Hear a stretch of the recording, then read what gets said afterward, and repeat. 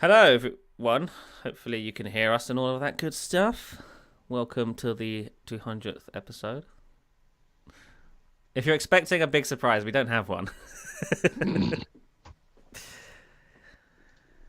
Just so you are prepared for that. What's going on here? All right, I think the tweet went out. Let me check. Did you add me? Yes, it did. Yep, and I have retweeted. And now we're going to mute us. Stop the recording. There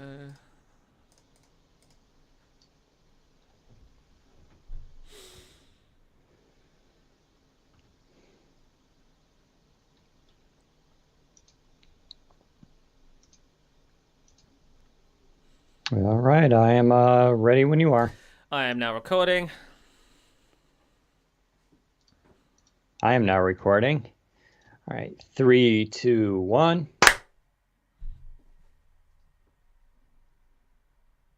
Welcome to the Windows Central Podcast, episode 200 for October 16th, 2020. Hey everyone, Dean and Rubino here, joined with Zach Bowden for our 200th episode of the Windows Central Podcast.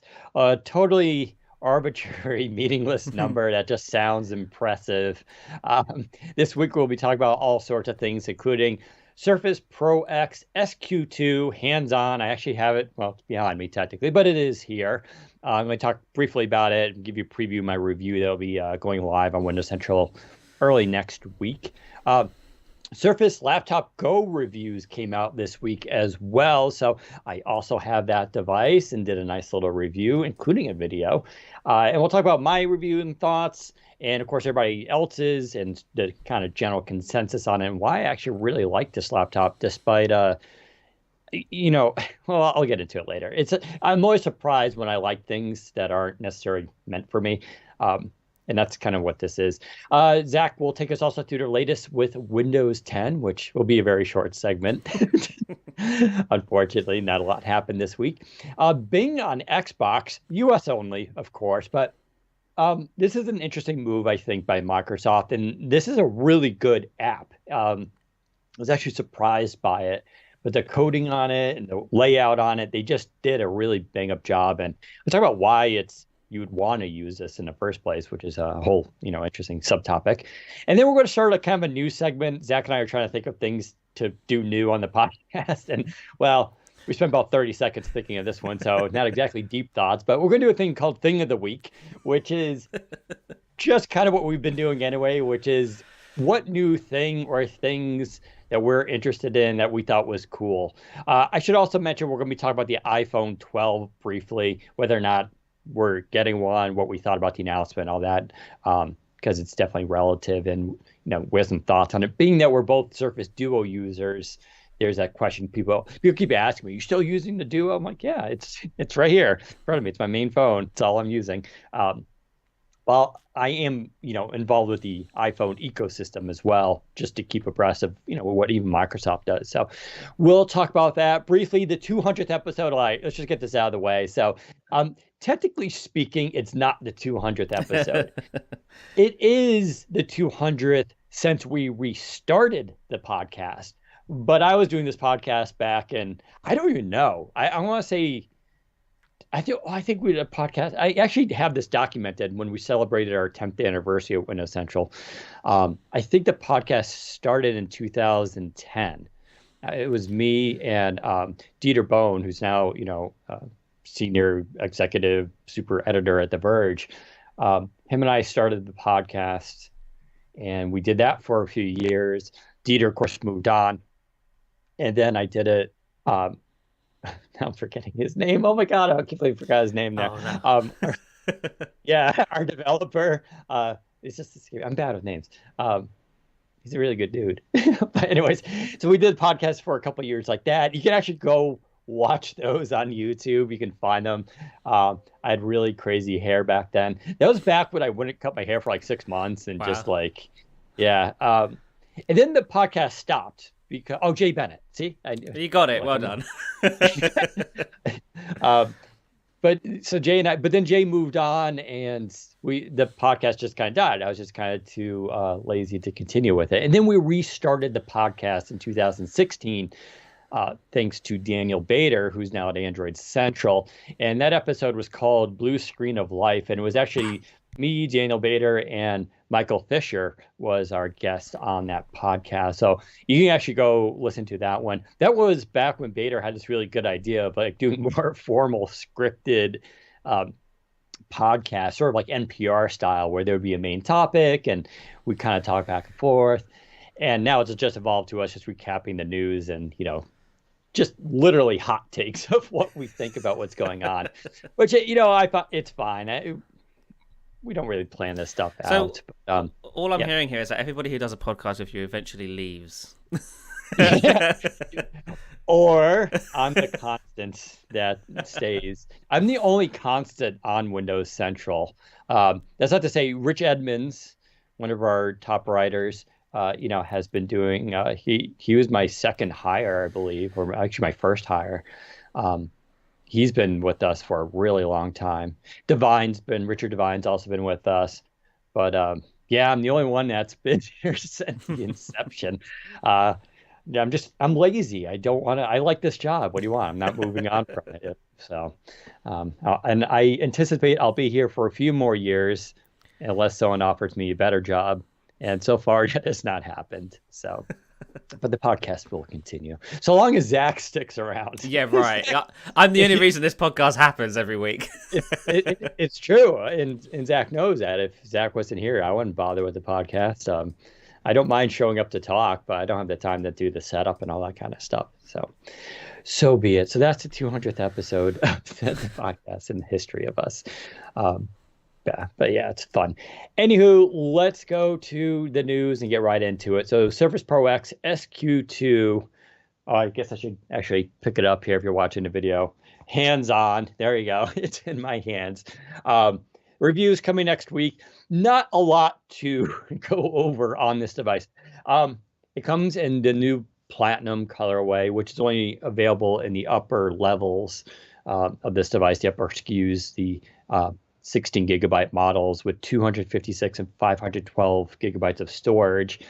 And it's being sold along the older version, the black version with the SQ1 processor. And when you combine that with the fact the name hasn't changed, this is still called just Surface Pro X. And the other version is called Surface Pro X. They haven't changed the name of it. Should tell you a little bit about the fact that this isn't a new version in the formal sense. In other words, if you have Surface Pro X right now, Microsoft is not positioning this nor expecting you to see this as an upgrade.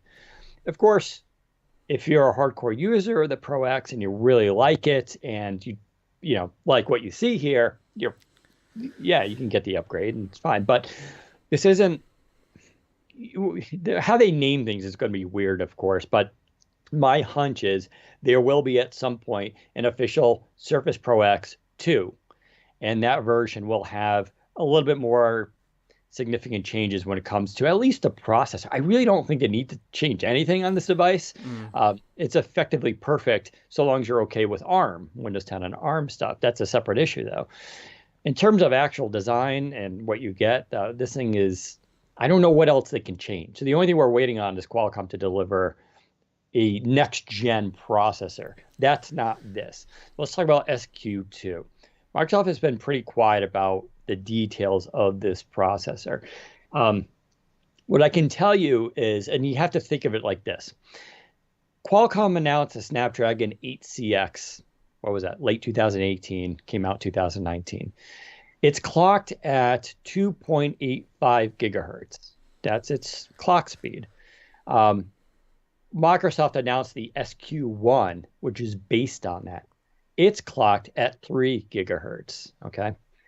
150 hertz difference. There's also a different GPU that Microsoft uses. It's a beefier GPU, has, I believe, more memory on it, and maybe even clocked higher. I don't have the exact specs on that, though. I don't know if they've ever been published. Then Qualcomm announced the 8CX Gen 2. And kind of the big thing about that was 5G was built into it as an option if you want it, as well as Wi-Fi 6, and it's faster. I put it in quotes because they didn't say how much it's faster. I believe that chip is now clocked to 3 gigahertz, matching the SQ1 was. This device, the Surface Pro X SQ2, is clocked at 3.15 gigahertz, or once again, 150 hertz faster. There's a trend. It also, yeah, right. So it also has again, an improved GPU. So it jumps from, now I'm forgetting it. I think it was the Adreno 685 to a 690. I believe that's the numbers.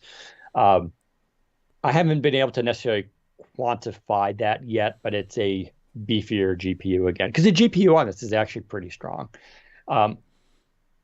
So this is a very mild upgrade. If you ask me, can I feel the difference? Not really. It does bench higher. If you benchmark Geekbench and other things, you do get higher numbers. It just is. It is a measurable difference.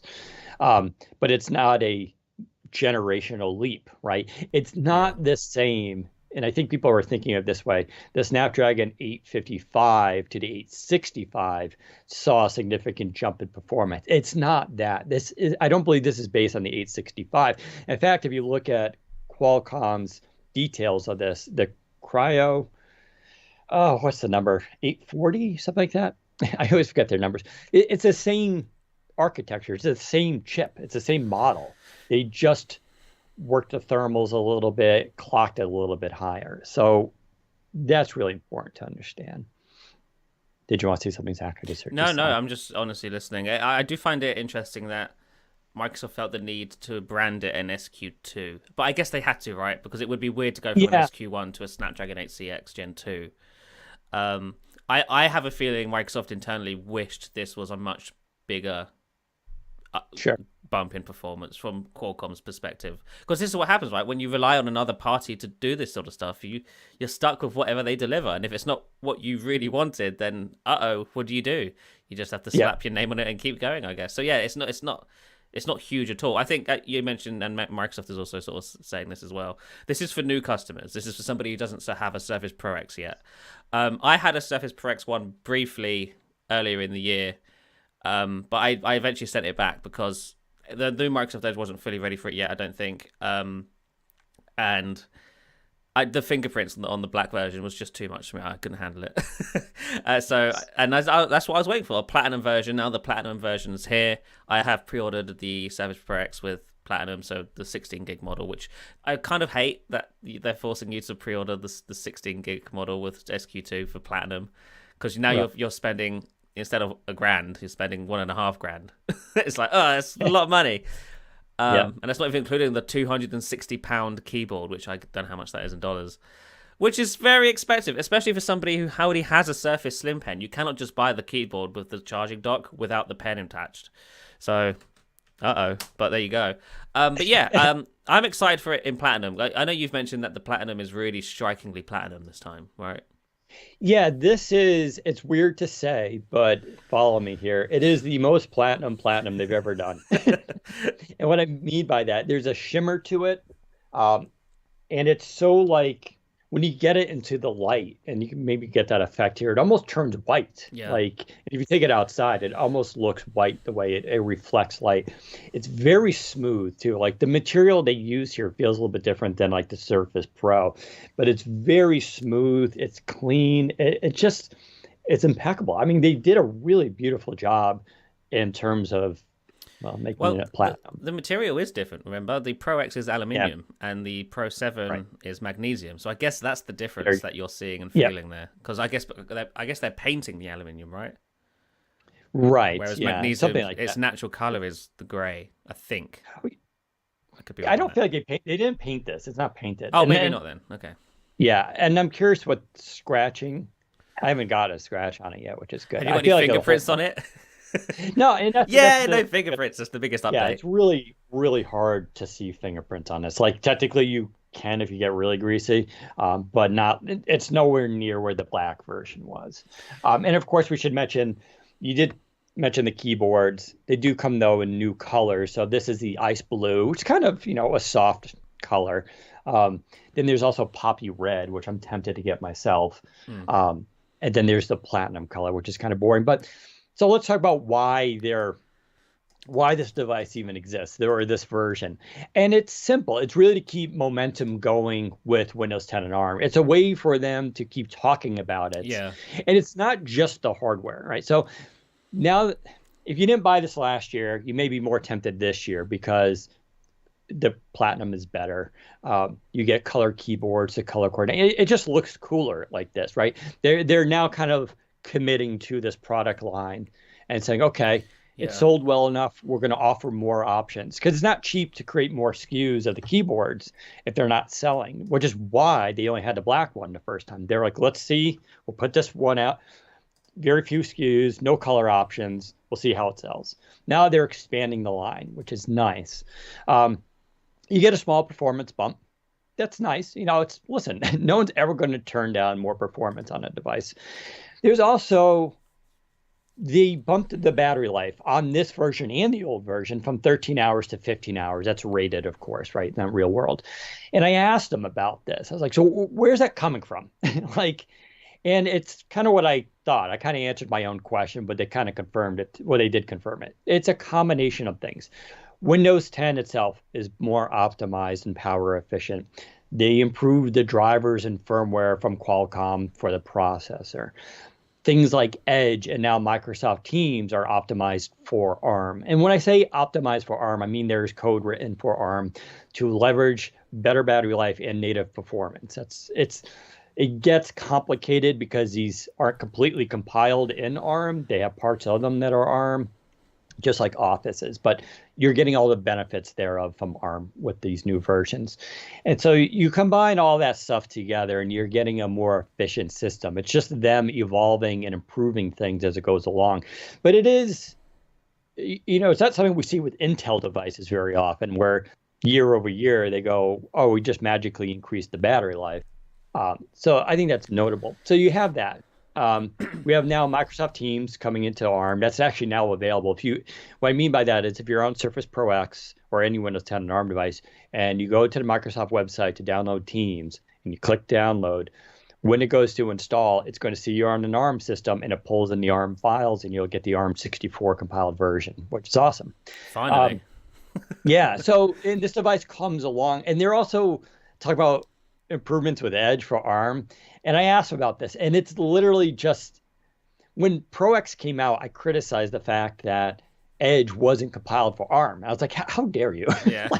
Not even on the Canary Ring. And they fixed that a few weeks later. And I know they got pushed into that and all that kind of stuff. But now, when you buy this, the version's officially compiled for it, right? So if you've been running Pro X since last year with the ARM Edge, nothing changes. This is just them saying, oh, now ships with it, which is a little marketing. Yeah, this is typical Microsoft communication. It's like, oh, by the way, we improved ARM. It's like, yeah, you improved it 9 months ago, but okay, thanks for letting us know. Right. So, so the momentum's there, right? So you got Teams now, finally. There's also the App Assure program that was announced a couple of weeks ago at Ignite, which is a big deal. If you're consumer and you're just buying this device, you don't see the implications. But long term, this is really good for the ARM ecosystem, as it gives an avenue for developers and companies to get their apps compiled for ARM with direct support from Microsoft for free. So that's a big deal. We also now know officially x64 emulation support is coming. That's launching in November on Windows Insider builds. Mm-hmm. And that's important because it's basically a preview of that feature. So it's not going to be, day one out the gate perfect and everything's going to work. And we don't expect it to ship to commercial till sometime in 2021, of course, based on feedback. But it's a big deal because my first thing I was going to do with the Pro X SQ2 was I was going to run Rocket League on it, because I had that on the old version. And with Rocket League, you can do like a frame rate counter and you can directly compare, right? Rocket League updated their code to 64-bit only, so now it doesn't run. But this emulation support is going to help solve that, right? Because I was running it in 32-bit emulation, the game ran beautifully. And so in theory, this solves a lot of problems for Windows on ARM devices. You can install things like Photoshop, you can install enterprise apps and things that are compiled for 64-bit. But there's still that question. How well does it run? Yeah. Does it impact battery life? It really shouldn't, but it could. And emulation on ARM is weird. The first few times you run it, you may have issues. I've had this problem with like games on Steam. I'll run the game, it crashes. That stinks. And then I run it again, and then it starts running fine. And like it takes a while for the code to kind of like kick in, and it does get like optimized. But a lot of questions there, but still, it's a good thing. So when you combine all this with the new Pro X, it just keeps the conversation going in ARM and showing that Microsoft is still committed to this. So it is a marketing thing. I also think it's quite a bold statement to release a new Pro X and not release a new standard Pro alongside it. Because I think it really says something about Microsoft's commitment to the product line by releasing it standalone. Because last year they announced it as a sort of addition. They announced the Surface Pro 7, was like, here it is, the Surface Pro, it's the thing you know and love, blah, blah, blah.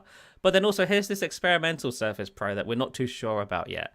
And as you mentioned, this year, now that they've got more colors of the type covers and stuff, it's available in platinum in addition to black. And it's a launching standalone. There's no Pro 8 launching alongside it. It almost says that, we're super confident in this product line now. We want you to be buying this one. And I think that's a good thing. That's a good thing for Windows 10 and ARM in general. It's a good thing for Qualcomm. It's a good thing for Microsoft. And hopefully developers start taking notice of this a bit more. I know there's been some app updates over the last year. Some apps are moving to ARM slowly but surely. But it's been very slow, I think it's fair to say. Like there wasn't like a generational, everybody's writing and compiling for ARM now. I feel like it was only in the last few months that we really saw a couple of bigger things like Teams and Visual Studio Code just come over to ARM now. It's a really good point. So like two things that are kind of new with this, or at least that's changed. And it's okay. So one, it ships with Amazon Prime Video, part of the as one of the inbox apps. Basically, you can uninstall it if you don't like it, of course. Amazon Prime Video has been on the store now for a few months. I think it came out 2 months ago, maybe. But it's a big deal, right? Amazon Prime Video is pretty awesome. It's just that the idea of having kind of native apps is a big deal. It too is optimized and runs on ARM, and now they're pre-installing it on the Surface Pro X, and that's kind of, there goes my voice again. Oh my God! Wow, you okay? It's dry. I need a humidifier. That's what it is. But so that's kind of a big deal. The other one they're shipping with this one is Liquid Text. And that's an app that's big on iOS and Apple devices. And it's really good.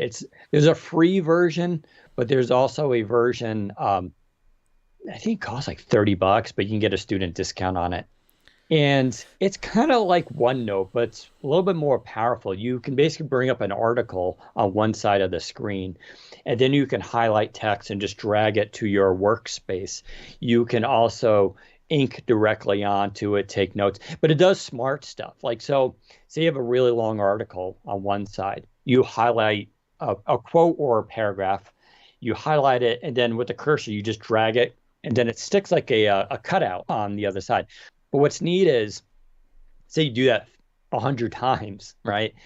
Every time if you click on the edge of that little quote, it actually draws a line back and shows you in the original article where it came from, which is super like if you're doing research and you're copy pasting it, like that is so useful to go back, context, know where it came from, the source of it. Because you can do this with multiple documents. You can have 30 documents and then 40 different quotes on the other side. It's going to tell you which document it came from. And it supports inking, and it's really well done inking. So inking on Windows 10, you get kind of like two experiences. Sort of like the generic version, it works, but it's and then you try something like OneNote, and it's like super smooth.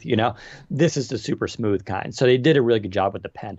So that pre-ships with the device too, which is great. This is so, this, it'd be nice to have all the apps on ARM, but I'd argue for a device like this, there are a few that are critical to it. Yeah. We've said Microsoft Teams in the past. I would say Liquid Text for this is awesome. Like this, we combine that with Office, Teams. This device becomes super powerful for students, architects, researchers, that kind of stuff. The one app for me that really is missing that I think really needs to be there quite desperately so is Spotify. Spotify is already a beast natively on x86 platforms. It's slow because it's Electron based, I think. It's very slow and it's just a RAM hog and whatnot. It running in emulation is not any better. I really, really wish they would recompile that natively for ARM64. The web version works fine, but you obviously don't get the ability to download the songs and stuff. You can't listen in high quality or the highest quality setting they've got. So yeah, that's the big one for me. But otherwise, everything else is pretty much there. Because for those who don't know, Windows 10 on ARM can also run ARM32 apps, which a lot of UWP apps are, especially from the Windows Phone days. And they run technically natively in ARM32, like x86 runs on 64-bit Windows. So yeah, like I think pretty much everything is there for me apart from Spotify at this point. And Slack, I guess. Slack is another one that we're missing, but I'm not too bothered about Slack. Slack, I was talking with Mark Hackman about this on Twitter. He's at PC World, I believe. Because, yeah, the app for Slack is not very good. It's Electron-based, but I don't use it. I mean, I'm on a Core i9 here with 64 gigs of RAM. I don't run the Slack app. I run the Slack PWA, which is beautiful. Yeah, Deploy. It runs very quickly. It's fast. You get the notifications. It looks just like the app. I mean, there's really no difference between it. And that's really the solution for a lot of us on Windows 10 and ARM. But it's also the solution I use even on my full Core i9 desktop system here. So yeah, but and you mentioned Spotify. Spotify has a very good PWA. Yes. But as you point out, for some reason, Spotify lowers its 128 kilobits per second, I believe, the stream quality versus a native app, which is arbitrary. It's not like the web is incapable of higher levels of stream. For some reason, they just haven't addressed that. But they could, right? And then, which case, the PWA would be brilliant, right? Right. So. I'd also love to see. And I know we've talked about this before a little bit, but I'd love to see them release Windows 10X for this device at some point. This device screams Windows 10X, especially now that there's no containerized Win32 stuff on the launch version of 10X. There is no technical reason for them not to make it an option on this device. The Surface Pro X would scream, like it would have incredible battery life, just super fast wake time, all that good stuff, because Windows 10X is a modern platform and it doesn't have any of that legacy stuff involved. And you don't have to worry about emulation at that point, because it doesn't have any Win32 programs it needs to emulate. You just have the native UWP apps and web apps. And I think like Windows 10X and Surface Pro X are made for each other. And it's like Microsoft is the problem in the middle that's keeping them apart, and they just need to give in and let it happen. And I hope they do next year, because I was asking around earlier this week, just out of curiosity, what services do they use to self-host 10X? And it's the Surface Pro 5, 6, and 7, which was added recently, apparently. The Surface Pro X, Surface Go 1, and not the Surface Go 2, although I think they're working to add that. And I think there's a Surface laptop in there as well. But the fact that Surface Pro X is in that list confirms that Windows 10X on ARM does exist internally. And there's, like I said, there's technically no reason for them to not ship it next year, outside of them just sticking with what they said. Because originally, when they said Windows 10 was for Intel only, and while they didn't really say this was the reason for that was because of the Veil technology, and emulating on top of Intel is much easier than emulating that on top of ARM. But that's gone now. That's not in the shipping product. So the problem no longer exists. So it could absolutely happen. Fingers crossed it does, but we'll have to wait and see. Yeah, I don't know how they solve this. I feel like the Surface Pro X will be forever Windows 10 and Windows 10 Pro. They could do an I think they would have to release it. Well, no, I think they'll have to release. Well, they may do that, right? That'd be kind of cool too. But I feel like you'd have to release a similar but different device with 10X to separate that. I feel like the Pro name is going to stay as basically Windows 10 proper. This is why I said this when they first announced the Pro X last year. I said that they should have just called it the Surface X. It just makes so much more sense, because it's like, this is what Surface is about. It's about changing and doing whatever. But they had to call it Surface Pro, and now that's locked it in the stupid box that it doesn't need to be in. Yeah, I agree. I think 10X would be great on this device. It's going to be interesting to see how this changes in the next 2 to 3 years. But I'd be surprised if they ship a new version that's without, unless they. I mean, it could be an option on the store page, right? Right, exactly. I could see that as being a possibility. No different than how you can technically order this device with Windows 10 Pro. Yeah, exactly.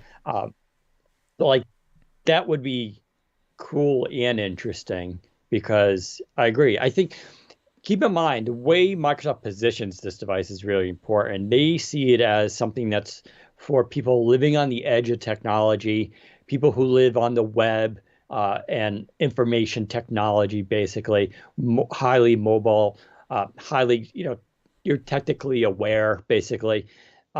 It's for that cutting edge crowd, which is why they're not saying, Grandma and Grandpa, go buy this device. Um, so by its design, it's meant for that sort of you and me and people in our audience here who know what they're kind of getting into and want these more advanced features.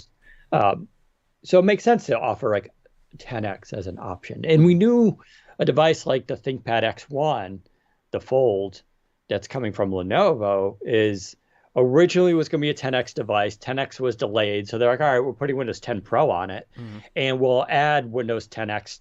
We'll sell it with Windows 10x later when that comes out.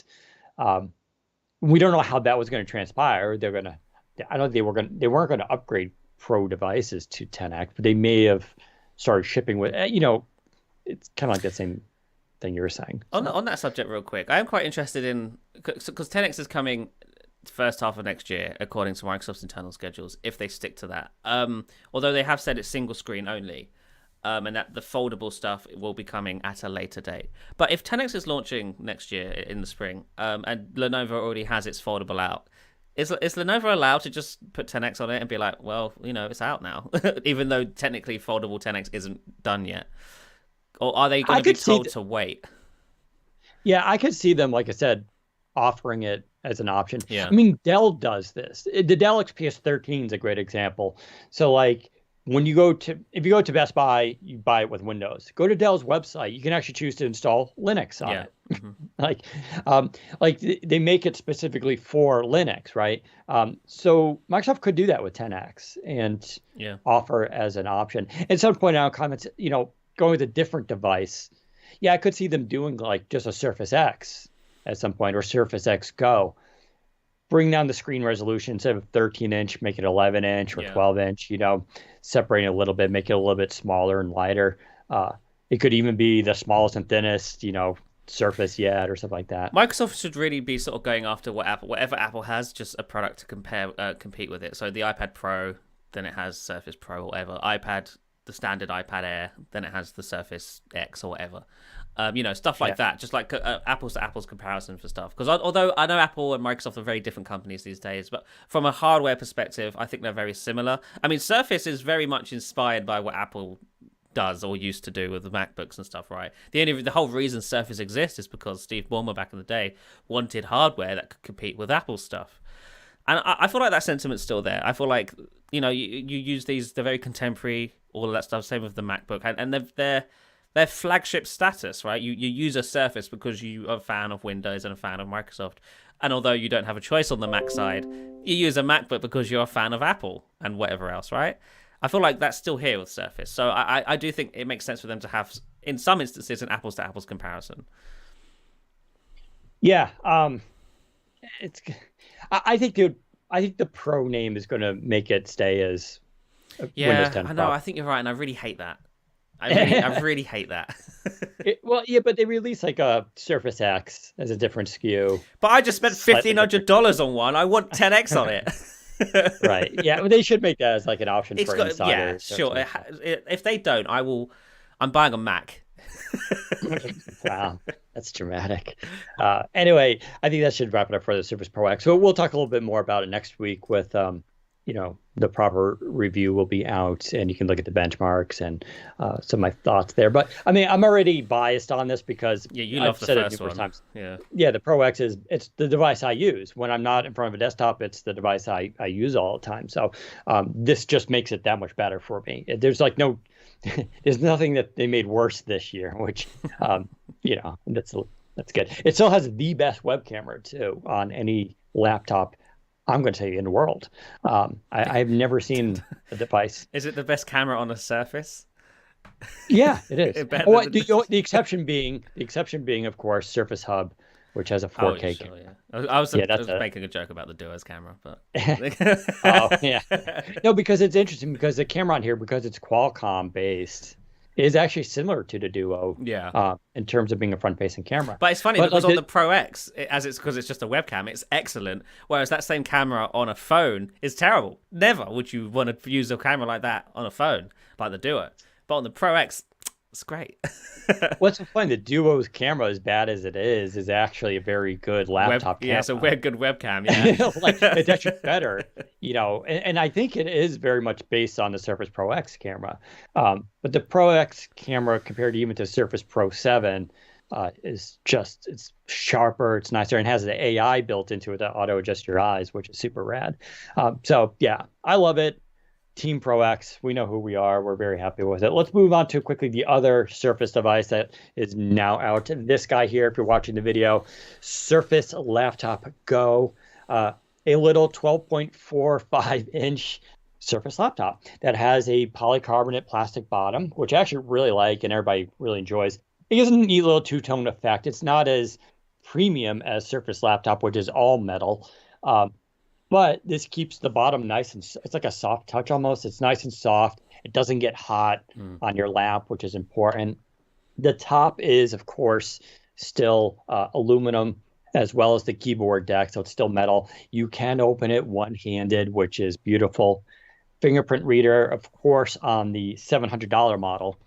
And so this is the ice blue, which looks really, really good. It's a gorgeous little laptop. And I get, all the spec nerds came out and criticizing the display mostly because it runs on a true Core i5 processor, quad core, has a fan, stays pretty quiet, but if you game on it, you'll hear the fan come on. It's not tremendously loud, it's just a whooshing noise, but you do hear a fan. But it's a 10th gen Core i5 15-watt chip in there. It does well. The benchmarks, it's very similar to a Surface Laptop 3 Core i5. It beats a Surface Pro 6 and Surface Laptop 2 Core i5, so it'll beat that. The graphics are G1 versus a G7 or G5. That just means it's graphics, Intel UHD. They're not tremendous. You can game on it, though. I played in the video, you can go watch. I played Battletoads, which was awesome on it. It can even handle Minecraft dungeons if you turn down the resolution a bit. The load times are pretty bad on that, but it does play. So you can do 2D arcade style platformer games on this just fine. The display, 12.45-inch. I forgot the resolution because it's so wacky. I've got it. I've got it in my head. I know. It's 1536 by 1024. Not even 1080p. Oh, how dare they? So a lot of people made hay of this, and there's a lot of issues here. Yeah, it's lower resolution. It's also one reason why it actually gets very good battery life, and by very good I mean all day. It lasts me between, if I'm really pushing it, 6.5 hours. Normal use, 7.5 hours. You can also hit 8 hours easily on it, but it's good battery life. It's all day. Fast charge support and all that.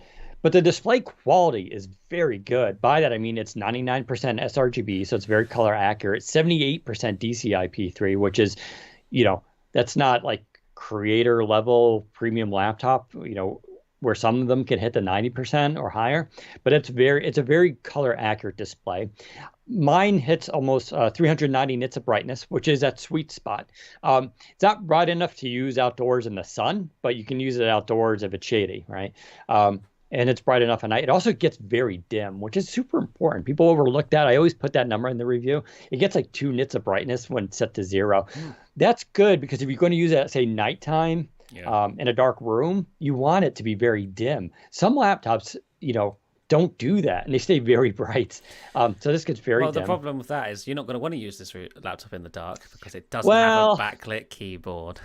So that's probably the biggest thing. We'll talk about that in a sec, though. But it's a glossy display. It's a touch display. It doesn't support pen or inking. I think it's forgivable for the form factor here, size of it. But the contrast is good on it. The brightness is good. The color accuracy. It's a good looking display. I don't have problems with the resolution. And if you look at all the reviews, only The Verge and Engadget really trash. I don't want to say trash, but they really pointed out that the low resolution display, they didn't like it. If I'm honest, that's the reason I cancelled my pre-order. It's the low resolution display. I can't. I know you say it's a good display. But Windows at that resolution, I think only it displays at 100% scaling. I just think Windows at 100% scaling, I think looks so ugly because there's no like they don't add any of the nice texts rendering effects to stuff and whatnot at that scaling. At 150 and above, I think that's when Windows starts looking really nice. But at 100%, it just looks, I don't know. It's just, I set it to 125%. Yeah, no, it's because you're blind. It's still small. Yeah. Hey, not blind, but I am older. Yeah, but it also has very thin display bezels, which is right. rare. Yeah, Surface. it's the thinnest of any surface, right? Well, right. So Surface Pro X has thinner bezels on the sides, but thicker bezels top and bottom. This one has all around basically sort of thinner bezels. 720p webcam, that's not a big deal because all Surface laptops have 720p webcams. It's a tiny little camera. And because of those thin bezels, they couldn't do Windows IR for Windows Hello, the infrared stuff. That's a bit of a cop-out. HP, Dell, do these. It's a cost-saving thing, not being there. I think it's a combo. Their technology, because they do their own IR technology, hasn't been shrunk down, and cost-saving, as you mentioned. But I think the screen's fine. I had no issues with using it. I think Digital Trends and a few other websites, we did a roundup. One site called the screen gorgeous. They absolutely loved it. I liked the display. I would not say no to a higher resolution one. Right. That's obvious. But it didn't cause me to not grab this device or not want to use it. In fact, that's why I liked it so much was, Rich Woods from NeoWin and a couple others basically all agreed that this is a great couch laptop. Like if you're just going to sit on the couch, this thing is awesome, or in bed. But Zach pointed out, probably the biggest drawback of anything was the fact it's not a backlit keyboard. I think that's unfortunate. I know cost saving, they had to cut a corner somewhere. It is also power savings, right? All that goes into it. But I would have really liked a backlit keyboard. That said, if you're using it in bed at nighttime, it's a small enough device where the light from your screen you're going to be able to see the keyboard, right? Yeah. It's not unusable. It's just it would have been nice to have the backlight built into it. Other than that, Type-C port, Type-A port, Surface Connect. Type-C supports up to 60-watt fast charging, which is nice. You can do data out, you can do display out, USB-A up to 10 gigabits per second for transfer, so that's good. Wi-Fi 6, which on a budget device, not necessarily expecting it, but Wi-Fi 6 is here, Bluetooth 5. Yeah, that's funny. The Pro X doesn't have Wi-Fi 6, right? Right. Yeah, they could have, technically. It supports it now, but they didn't, which is because they took the lazy route. Yeah, but this is what makes Surface devices so hard for people to understand if you don't have one. Looking at this device as a whole, Microsoft nails all the crucial parts. The keyboard, all right, it doesn't have the backlight, but the keyboard, 1.3 millimeters of travel, excellent design, spacious. It's more than the Surface Go. It's a really good keyboard. Like I really like typing on this thing. Speakers below the keyboard deck using the Omnisonics thing. So you don't see any speaker grills. It's just very clean and elegant. This trackpad is glass precision. It's large. It's one of the smoothest trackpads they've ever made. It's so slick. Are you sure it's glass? Some reviewers mentioned it was plastic. It could be. I don't know. It's a nice plastic though. If it is plastic, I can't tell the difference. Yeah. All I can tell you is the smoothest trackpad they've ever made. There's something about it. It's just very slick and it's a good trackpad. Mm-hmm. Nice web camera, good audio, good battery life, really nice processor. I think the display, it's a lower resolution, but it's a very high quality display. Mind you, people compare it to like Asus or Acer, and not to throw them under the bus, but their budget devices, 240 nits of brightness, not color accurate, not touch. And not everybody cares about that stuff, but it actually does matter. Having a very dim display sucks, But that's what I'm saying is like companies like Acer and Asus, when they undercut and make affordable devices and you're getting more, it's not magic. Like they're cutting corners too. Like you may not see where they're cutting corners. You may not care where they cut corners. They're cutting corners. This display for its price point is very good. you can argue, and that's fine, that the resolution is not, could be better, but the actual quality of the display is better than what you're going to get with those devices.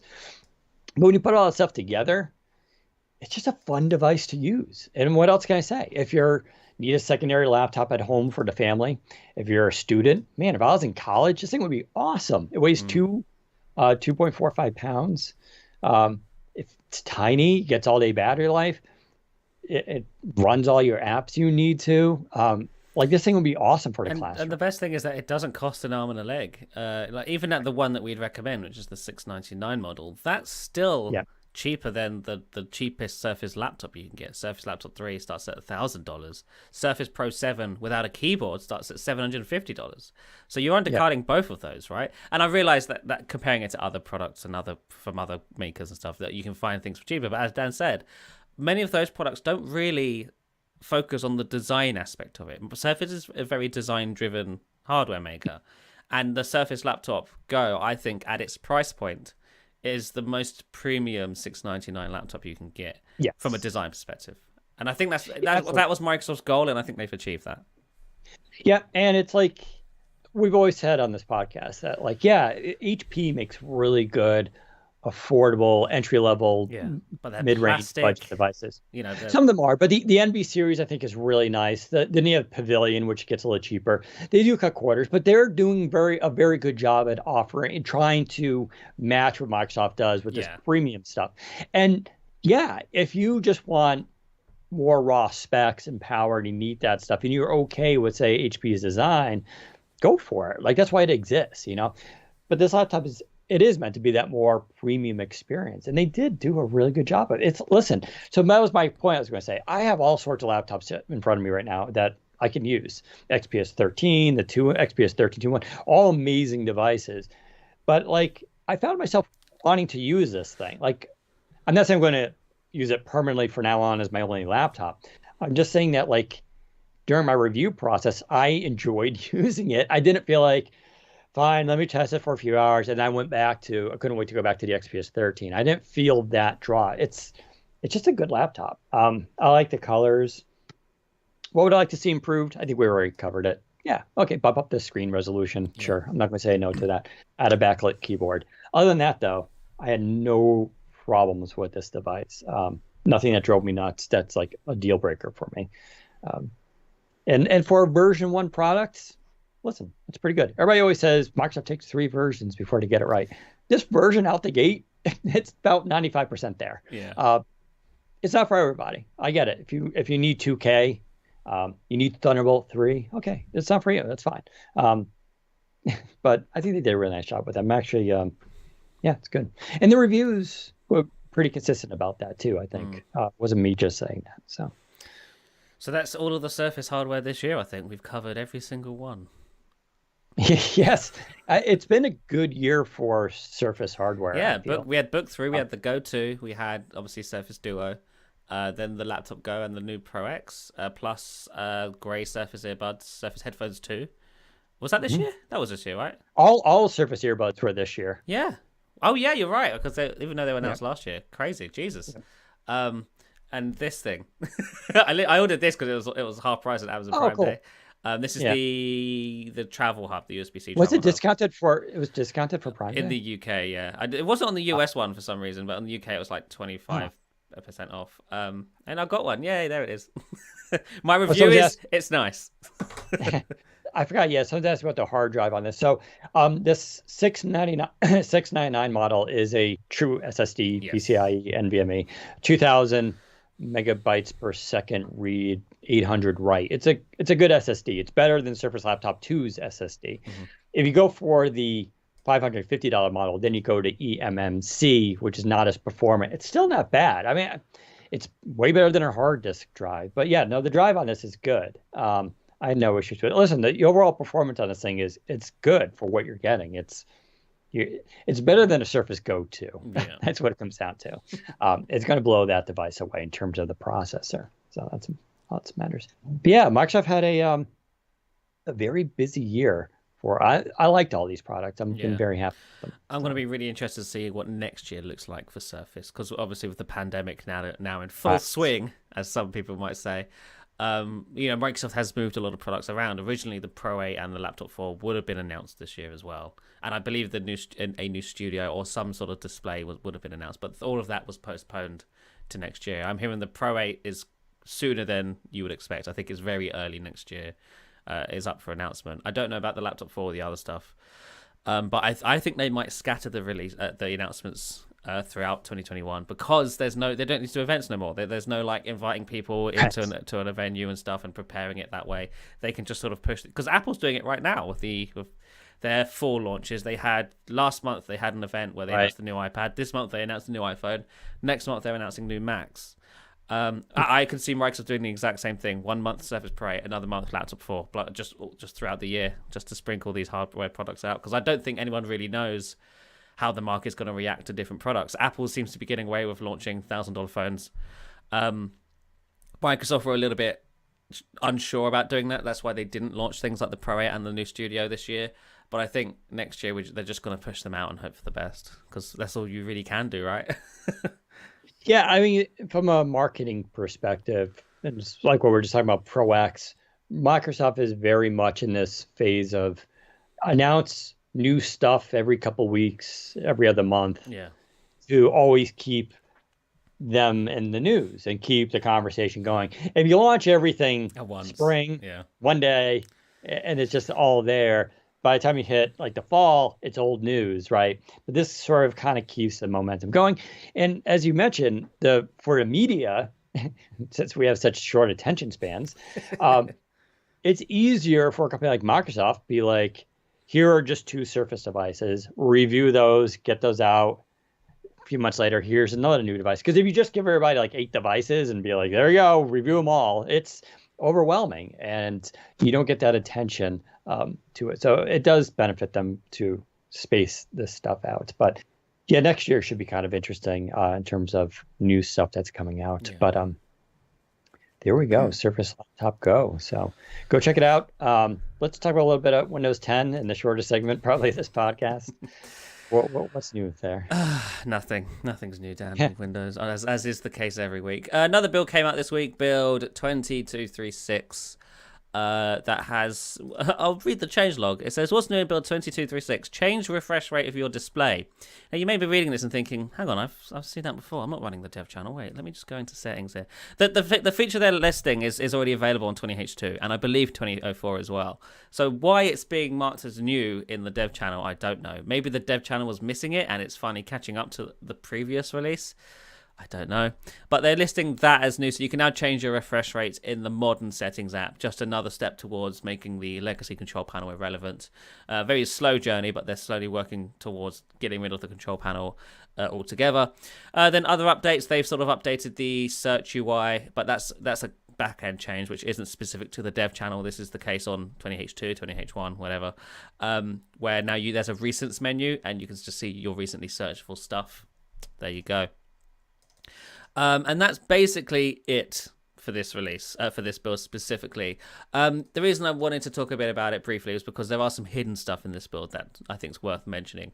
The first of which is Microsoft appears to be testing a new UI change where the splash screen for modern apps, UWP apps, is based on your system theme rather than your accent color. So right now, if you say open the settings app or the calculator or the feedback hub, it will be the color that you see when the app opens will be your accent color, whether that's red, blue, yellow, whatever. But in an upcoming change, Microsoft is changing that so it's just based on the system theme instead, so either light or dark, and that just makes the UI feel a little bit more consistent. So if you're using dark mode, you'll no longer be blinded by the yellow accent color when you launch an app. It'll just have a dark background. Or if you're using light mode, then obviously it'll be a light background instead. And as I said, it just makes things look a little bit cleaner, a little bit more professional, which I think Microsoft is really trying to go for with Windows 10, a much more contemporary look. So that's one change they're testing. I think I mentioned it last week. They're also testing the Windows 10X out-of-box experience on desktop now. That's just another sort of thing that's slowly being ported over from 10X to full Windows 10, which is nice to see. There was another thing in there as well that I've totally forgotten. Oh, yes, they're also testing Windows Spotlight as your default wallpaper on the desktop. So Spotlight is already a thing on the lock screen. You can already, set your lock screen to be the Bing wallpaper of the day. But for some reason, you've never been able to do it For the desktop, you have to either download a tool from Microsoft to do it, or you just have to manually do it yourself. There's never been a native built-in way to do it. There is on 10x. If you've tried out the emulator, there is a way to set the Bing daily image as your wallpaper on 10x, but desktop has been missing it until very soon, because in this build it's also hidden. But the drop-down menu now shows Windows Spotlight. It doesn't work yet, but it's clear that they are working on improving that. This build also has some early references to the 64-bit emulation stuff for ARM that we were talking about earlier in the show. It's not working yet, but it's a sign that it's very close. Some people were speculating it could be in the next week's build. But they've said it's coming in November, so any time between now and the end of November should be when it drops, which is good to see. And I think that's all the big stuff that they're sort of testing behind the scenes right now. So it is boring. The actual official stuff is boring, but there is stuff internally that they're working on that I think throughout next year is going to be really interesting. They just need to start announcing that stuff, and they just won't. I don't know why. So as you were talking, I went into my I'm running. What am I on? I forgot what build I'm even on. You're probably anymore. on 20H2. I think I am on 20. I mean, I'm definitely, but I forgot if I'm inside a preview or slow. Yeah, I'm on 20H2. Yeah. So I went into the settings, and sure enough, I had the frame rate thing that you were talking about. Refresh rate, yeah. Yeah, actually, let me see. I forgot. I have so many computers I jump between. I forget which one's which. I'm on the beta channel. All right. But I found out, shockingly, my 144 hertz display was only on like 120 hertz. Oh my god, you've been using like disgusting. What are you paying for, Dan? So I have now fixed that, my 20 extra hertz, and it's like night and day. I'm kidding, of course. It's barely noticeable, although it's a little bit smoother, but I was surprised. It was something I hadn't checked yet since this is that new LG monitor, which I'm still got to get the review up for. But hey, there, that's a nice little feature. It beats having to install the Intel control panel, which is how we used to always do that kind of thing. So there you go. Well, that's kind of cool. What else do we have on news? Oh, Bing on Xbox. Let's quickly talk about this. So if you're in the United States, I'm starting to slur my words here. You can, on your Xbox, go to the store, download Bing, or Microsoft Bing, as the cool kids call it these days. And it's a brand new app. And I put a video on Twitter of it, actually 2 videos. You can go see it in action. I know this sounds boring and dumb, but it's a really well done app, meaning it's built to be used with a controller first, and it feels it. Like, this thing is very easy to navigate. Sure, it has a search box, so you can search the web, and it has a microphone. So if you're using a headset or you still have a Xbox Connect going on, you can use a voice search. But it has cool stuff, like you can go read the news, the latest headlines. It has all that kind of stuff. You can separate it by categories, including gaming.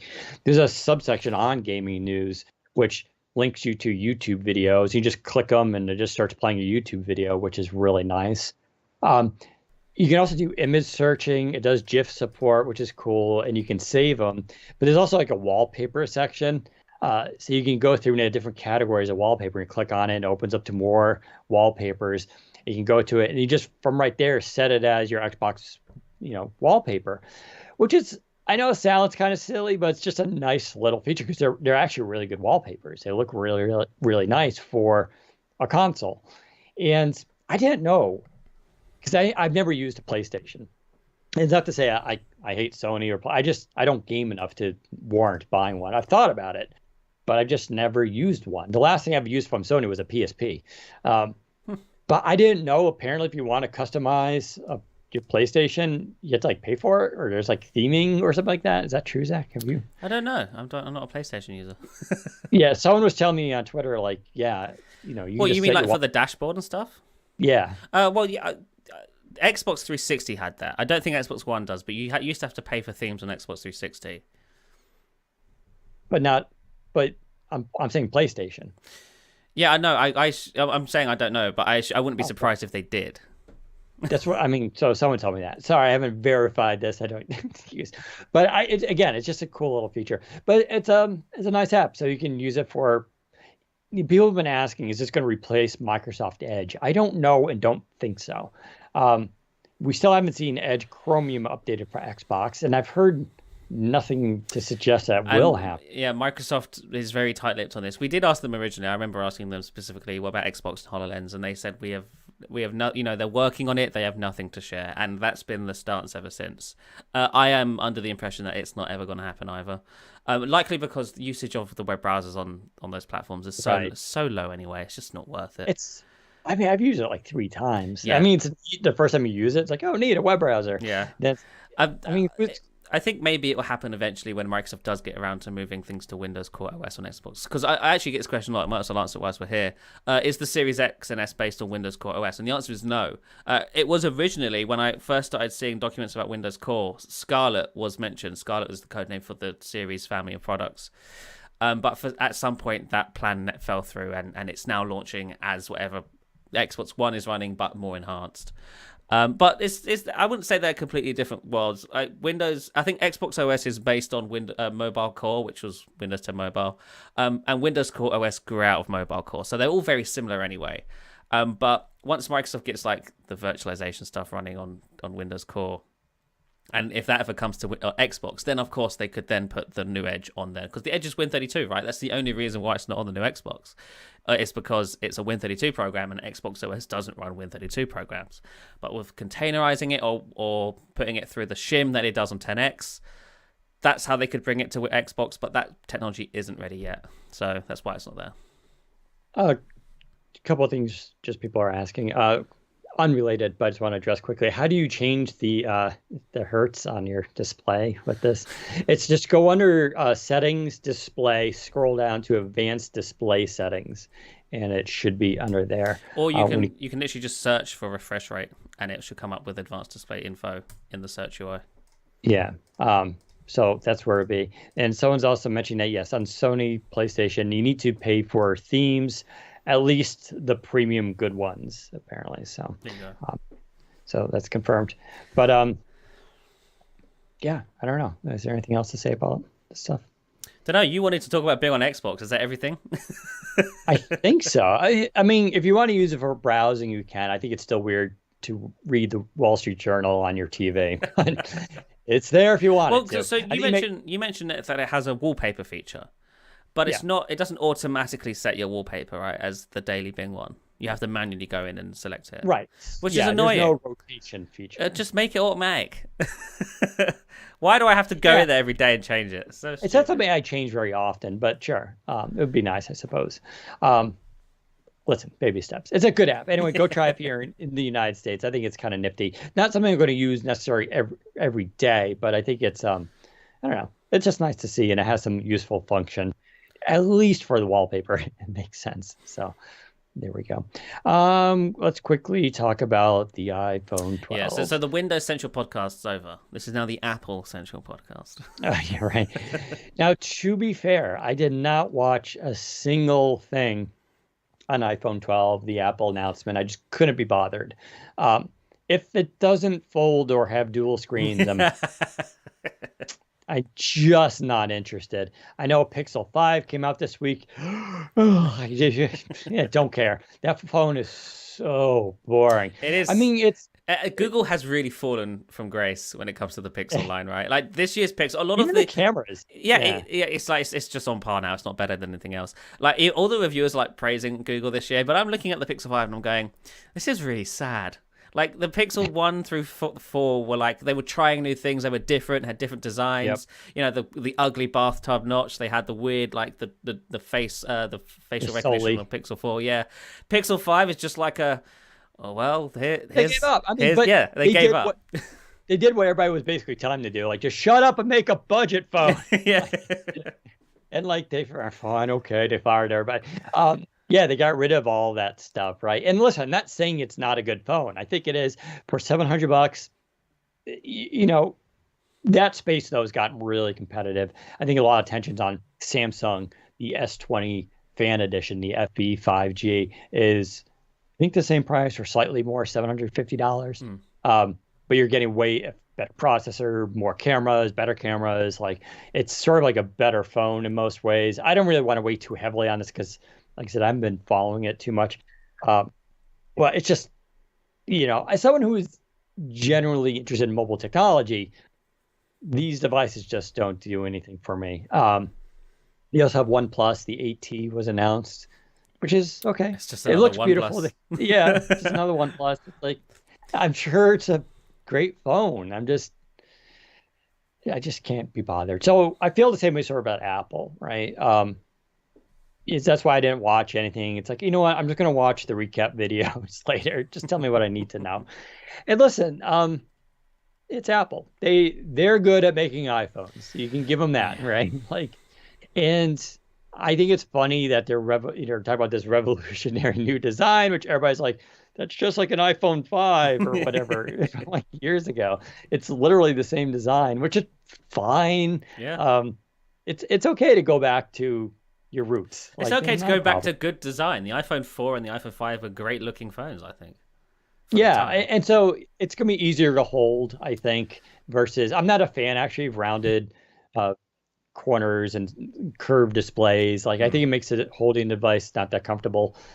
We'll see about this one. What's interesting, I think, is that Apple has addressed successfully this criticism of like $1,000 phones, right? They still sell them; they're still there, but their lineup now starts at 399 and goes all the way up to over $1,000. Yeah. There's They're keeping the older iPhone 11s around. The SE, I believe, is sticking around, and so they have. While the naming, I can't even tell you the naming because it is confusing, but it's purely based on price. 399, 499, 599, 699, 799, 999. Like Hmm. that's it, right? Um, and so they're covering that entire thing. And that's something you couldn't say about the iPhone years ago. It was always expensive and that was it. Yeah. So they're at least addressing that. They also have come out now with, I thought the most interesting is the iPhone 12 mini. Um, it's basically the size of the SE, I think, or It's slightly a smaller. bit smaller than the SE. Yeah, but it has a larger display Yes, because it's because edge to it's edge. basically edge to edge. It's also OLED, Mm. which is funny because I have an iPhone 11. Which is It's not OLED. LCD. Also, Yeah, so very low resolution compared to the new one. right.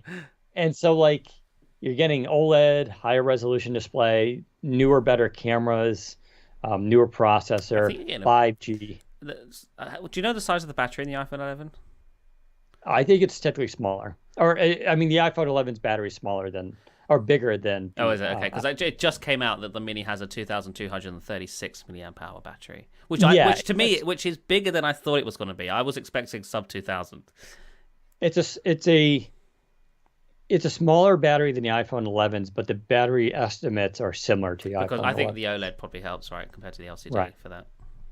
But the reason I'm interested in this device, I'm still Surface Duo is my main phone. That's Yes. all I use. I do have the Samsung Note 20 Ultra in front of me and an iPhone 11. I use both when I can at times, but the Duo is what I take and use all the time. I can envision there will be moments someday I may travel again, where I would like to take a second phone with me. Or you'd like to take a photo, so Yeah, right. Yeah, effectively to take pictures. Really, that's yeah. about it. Hmm. Although I will say the iPhone ecosystem does have benefits, including it works with my Apple Watch, which Yeah. I don't use at all or very often anymore, but still has advantages. And so for me, this mini is really intriguing because I don't see myself using it a lot, but I can trade in my iPhone 11, just pay an extra couple $100 or something like that through AT&T, get this upgrade. And it's a smaller device that I can, if I need to take a secondary device with me, Mm. I can. And so I think that's interesting. The other interesting stuff is the iPhone 12 Pro, Max Pro, I Yeah. can't keep up, now has a very advanced camera, bigger sensor in it, but it's a more improved sensor than the iPhone 12 Pro does, Yeah. which was never the case. The Pros always had the same cameras. One was just bigger Right. in terms of size. Now, in order to really, really get all the best stuff, you're going to have to get the You know, Pro I Max. find that really funny as well because I'm sure because when they announced the 10s Max, I think Apple on stage they specifically said the reason they're calling it Max and not Plus is because the only difference is that it's bigger, but feature-wise they're the same. They've very quickly gone back on that with this year's generation because now the 12 Pro technically has lesser features or less capability than the 12 Pro Max. Why isn't the 12 Pro Max called the 12 Pro Plus again? You know, like come on, Apple. This is your doing. You've done this yourselves. Let's just be grateful they drop S as Right? a Yeah. mid-tier or mid I cycle wonder, I wonder upgrade. who decided that. I wonder if that was Tim Cook. Like, this is so Yes. stupid. Yeah, it's kind of annoying. But yeah, I remember handling when I was looking at the iPhone last year, the iPhone 11 Pro Max. That thing is just It's a big boy. huge. Yeah, it's a big surfboard. Yeah, and I carry the Mate 20X around. Um, but it's how dense and metal that phone is. It's I actually just really liked the 12 Pro, the 11 Pro Max. I thought it was a really great phone. I'm when you're using it, it's in front of you. It's got to be amazing. Yeah. Um, but carrying it around can be a challenge. Hmm. I think it's more of a challenge in carrying around a Surface Duo, which people are so shocked that the Duo is pocketable. But I'm like, no, it actually Yeah, yeah. is It fits fine in in the your pocket fine. pocket. I would rather carry that than the Pro Max around with me. But hey, options are good. So yeah, in fact, I'm going to try Mini. And the funny thing about the Mini is I don't expect to like love the Mini in the sense of like it's going to be small, and I feel like using it, I'm going to be Yeah. like, yeah, You know, sometimes, I am glad that Apple is doing a mini phone though, because I feel like we have lost what it means to have a small phone. Like every sure, maker these days has a 5.7 or 5.8 inch phone and above, and while that is smaller, it's not a small phone. yeah, And like women everywhere are probably rejoicing at the fact that an iPhone 12 mini exists because this is a truly small. It's smaller than the iPhone SE, and I think it's much more similar in size to the old iPhone 5 and the 5C and stuff. It's not like identically sized, but I think it's a bit bigger than the 5C. But that's a small phone. Like I think the 5.4 inch iPhone 12 mini will be a one-handable phone, like a truly yes, one-hand one as well. And I think that's a big deal. And I hope that pushes Samsung and Google and whoever else makes phones these days to make smaller phones because I think that's such an important market that it's people just ignore these days. it's such a funny cycle Yeah. because cell phones came out, and then the whole push was how small can we go, and it kind of peaked with the Razor, the Motorola Yeah. Razor. That was the pinnacle of that movement. And we talked about this before, where like oh, what's that movie? Oh, now I'm forgetting it. Anyway, but so it went there, and then we came to smartphones. Then smartphones were big. Like if you had a Trio or BlackBerry, that was Yeah. a big boy. You had to bust out a belt clip to carry that guy around. Um, and then the iPhone came out and started shrinking things down, and that was kind of push. And then we came out with phablets, which is a word not used anymore because everything's a phablet Mm. technically. It was a terrible name, but yeah, that started with HTC, right? The HTC Titan. Yeah. Oh, and the And then Titan the, was and then like, the note, like the original note, was massive. It's like, my God, look at this thing. There's no way. Why would you buy this? And I even think the Samsung had it. Titan. Samsung had experiments where because the note was so big at the time, they had made it curved, but the screen wasn't curved that way. It would curve so that when you had it screen over against your skin, it would curve around your skin so it fit in your pocket better. Like that's how like big of a deal this was. They were experimenting with the shape of the phone, which I think is Yep. hilarious. Yeah, I remember the reverse fold Yeah. curve used Yeah. to have. That was a trend along with 3D displays and cameras. Yeah. Yeah, it's funny. And then, yeah, I believe the HTC Titan, I believe was like 4.7 inches. I believe that's what Titan Yeah, no, was you back are right. then. Yeah, yeah. So, Like it's hilarious. And then yeah, phones got bigger and bigger, and the biggest still is the Mate 20X. There's nothing that's been bigger than that, and I think that was even too big. Huawei never made a sequel to that, which I'm really sad about, because that was a glorious, glorious phone. I still have it. Actually, it's right here. I was just using it recently, but yeah, now you're right. I mean, now things seem to be sort of there is this move to push at least some of the market towards smaller devices. I think it's because as devices like Duo come online, you start to get into this. Like, Microsoft was cagey, and it's because they don't know, and they're honest about this. That question is Surface Duo a primary device or a secondary? They're like, we don't know. We don't know how people are going to use this. And I said that too. You and I think are both committed to using this as a primary device and yes. really don't have any problems with it. But we could see carrying a secondary one around. But I think as this industry changes, smartwatches become a thing that can make phone calls. Like you look at the Apple Watch, it's a standalone, you can get a standalone LTE version. it can just operate as its own phone. Like that kind of changes the dynamic. Like you could carry around an Apple Watch and a Surface Duo. They wouldn't be connected. You'd have two separate lines, but you could do that. Like that's weird. I don't know. She also mentioned 5G. 5G. So this was the controversy. I thought Apple had the choice of going with 120 hertz displays in these models, and they chose 5G instead because they couldn't do both for battery life. I think 5G is overrated right now for smartphones. I get it. It's going to be a big thing. I'm not one of these, Luddites. I think 5G will be neat in a couple of years. It's not now, though. It's not a selling point right now. If you're on T-Mobile and you get 5G, it's marginally better than LTE, if at all. If you're on Verizon, ultra wideband, if you can find it, it's amazing. If you're outdoors and don't move, it's really, really fast. If you go indoors, it's terrible. And it's literally based on streets. I have to go to Boston, almost an hour away, and I have to go to a specific street to try ultra wideband. That's how narrow ultra wideband is. So I feel like, yeah, it's going to get better. I know this, but it's just not a reason on a smartphone. When was the last time you were on a smartphone thinking, I need to download 3 Netflix movies right now? Someone put it out on Twitter, and this was so clever. The only time you need that capability is that an airport? Is one time you need it. Yeah. It's when you're on the airplane about to take off. Yep. And you want to down all your media. You're hurrying down the runways. Oh, quick! I've been in that position where the plane is like on the runway. I'm on Spotify. And I'm like, come on, download the album. That's the only time you need. So they should just put 5G at airports where you're going to need it. But yeah, I think 5G is just on a smartphone. The issue right now on smartphones is not speed, it's coverage.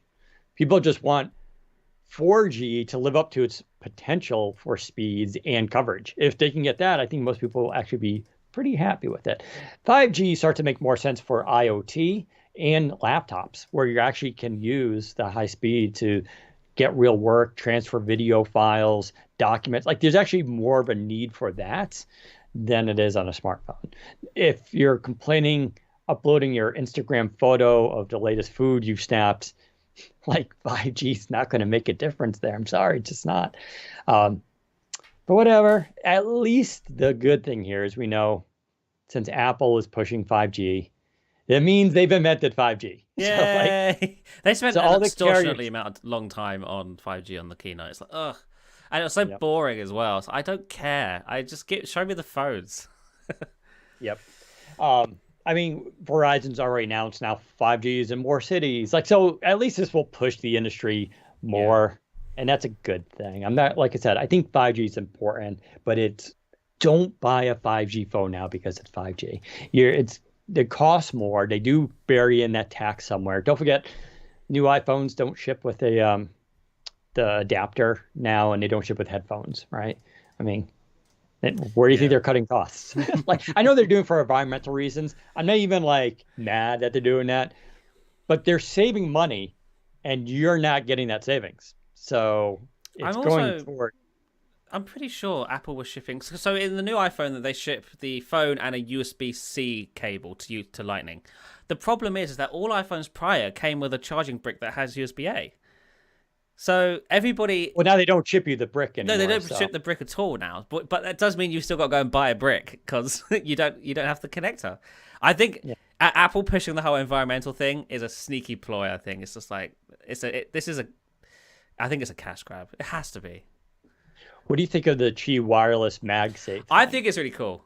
I think it's a cool idea, and Apple is the only company. Can you explain it though? Sure. Maybe so on the back, so the iPhones had wireless charging for 1 or 2 generations now. They were very late to the game and stuff. But Apple has come along with the iPhone 12 and added a capability to it called MagSafe, which for those who may remember, MagSafe was originally the charging technology Apple used on MacBooks, magnetic charging, and similar to what the Surface line uses these days. It's a magnetic charger that comes out easily if you trip over the wire. They're bringing that to the iPhone, but it sticks onto the back where the wireless charging coil is. And Apple is launching a whole ecosystem of accessories around this MagSafe. So you could get MagSafe chargers, and they snap to the back of your phone and charge the phone. But then you can also get cases and and small card holders and stuff that snap to the back of the phone as well. You might be able to get a car mount that's, you sit in the car, and instead of it being a clip that holds onto your phone, it's just a magnet now that sticks to it. I think it's a really cool idea. And it is something only Apple can do, because if Samsung or Google or whoever try to kick off an ecosystem like this, it never works. Apple, for some reason, are the only ones that can kick off an ecosystem. I think this is a really great way to do it. Like all of their Apple cases now are just, they snap on rather than like grab onto the sides of the device and stuff. They just snap on with the magnet. And then you can also have the card. There's like a card reader that they're releasing, or card holder rather, that lets you hold your bank wallet and your bank card and maybe some cash. Snaps onto the back of the phone like that. Like no stickiness required. It's all magnet based. I think it's a really, really cool idea. And I think it will only get better with third parties releasing unique and weird accessories for it. Yeah, I agree. I thought it was pretty creative, and it does solve a lot of problems. I used to, back before I had the Tesla, I had a normal Honda Accord. For phone mounts, I was big on the really strong magnet ones. You put the magnet behind a case on your phone, and then you just have a little nub in your car, and just sticks to it. Yeah. And it was great. It was minimal. It was clean. It was strong. And all they did was basically build that in. I thought that's actually really nice to have been done. And this allows them to go down that path of eventually getting rid of the dream of getting rid of an actual physical cable to charge their phones, because that's been a rumor for a while now. They want to get rid of, they're not going to, I don't believe they'll ever switch to Type-C. I think they're just going to ditch I agree. The cable. And MagSafe will be the future. Yeah. And so this is that first step towards that, which it's interesting. The problem with that though is that the MagSafe charger isn't small. It's a big sort of, it's not big, but it's a circle that sits on the back of the phone. Like, that's not something you can carry with you in a pocket or a bag. Like if you're going out to work or something, some people carry chargers, especially iPhone users. iPhone users carry chargers all over the place. But I feel like a MagSafe charger isn't going to be. That's a much harder thing to carry around than a simple lightning cable. And someone mentioned that it's going to fragment the Qi standard. I don't think so, because it's interoperable. If you you can actually buy the new MagSafe charger and use it on your iPhone 11. Yeah, the magnets won't stop it from working. It just won't attach to it. It's just if your device has the internal magnets, it'll just stick. And to be fair, other phones could probably just hijack this, right? If they stick, it's not a proprietary magnet. right. They've discovered a third polarity. That's going to be kind of curious to see, because watch Samsung, right? Yeah. Like if they're going to copy anything, this will be it. But I think I'd be okay with them copying this, because some point out smartwatches have had this for a while. It's funny though; it's not as prevalent as you would think with smartwatches. Samsung does it with theirs, but like Fitbit doesn't do this. The Fitbit, the new one does. The Fitbit Sense. It does. Yeah. Finally. Yeah. Actually, that's a good segue. We'll quickly. Well, that's it for the iPhone. So the question. So I'm going to pre-order the iPhone 12 mini when that happens, and I'm going to go for the blue color. I'm going to trade in my iPhone 11 and whatever stuff I have laying around to make up for the costs. Zach, are you pre-ordering? I don't think so. I mean, don't get me wrong. I want one. I think the iPhone 12 Pro looks great, but I don't need it, Like I use a Surface Duo every day. I don't need another phone. So I'm trying my hardest not to get one. I'll probably get. No, I'm not gonna get one. I'm not gonna get one. I'm saying it now. If I get one, Dan, you have to take it off me. Also, I just want to clarify, because someone's having a go at me on Twitter for it. Not all women like small phones. Some of them like big phones. I'm not saying that, small phones are only for women. Lots of men like small phones as well. I'm one of them. Okay? Yes. Now, let's move on. I think it's a fact that women's jeans and pants, that's what I was referring to. The jeans pockets on women's jeans are much smaller, yes. And it's a different challenge that most guys have. Listen, I love women wearing cargo pants. Kind of think it's actually kind of hot. I also understand a lot of women will frown upon them wearing cargo pants. As a guy, I can wear cargo pants and get away with it, right? But yeah, there are challenges to carrying tech around. So the other reason I still need an iPhone, by the way, which a lot of people may be curious, it's one to follow the Microsoft ecosystem on iOS. The only way I can test these things, compare, contrast. Like this just week, I was telling people that Honey, the shopping plugin, is on their mobile Edge apps. And I forgot, technically, it's on the Android version. It's not in the iOS version for whatever reason. So I still need an iPhone for doing that kind of stuff. But I also use my FLIR camera. It's actually not FLIR, it's Seek. Um, what I use for the IR images when I do laptop reviews. If you ever see my thermal images, I bought it years ago. It's an iPhone adapter. So I still technically need an iPhone just for that. Hey, that's the tech life. Speaking of wearables, last week I spent a few minutes talking about the Amazon Halo, which is in product preview. You basically pay to beta test, and I praised some of the cool. Well, I don't say I praised, but I liked the technology, the microphone and the body scan stuff. I thought was interesting. Um, this week I've taken it off, and it's not because of those things. I just don't, and maybe I'll do a review on Windows Central. I don't know if I have time, but consider this a mini review.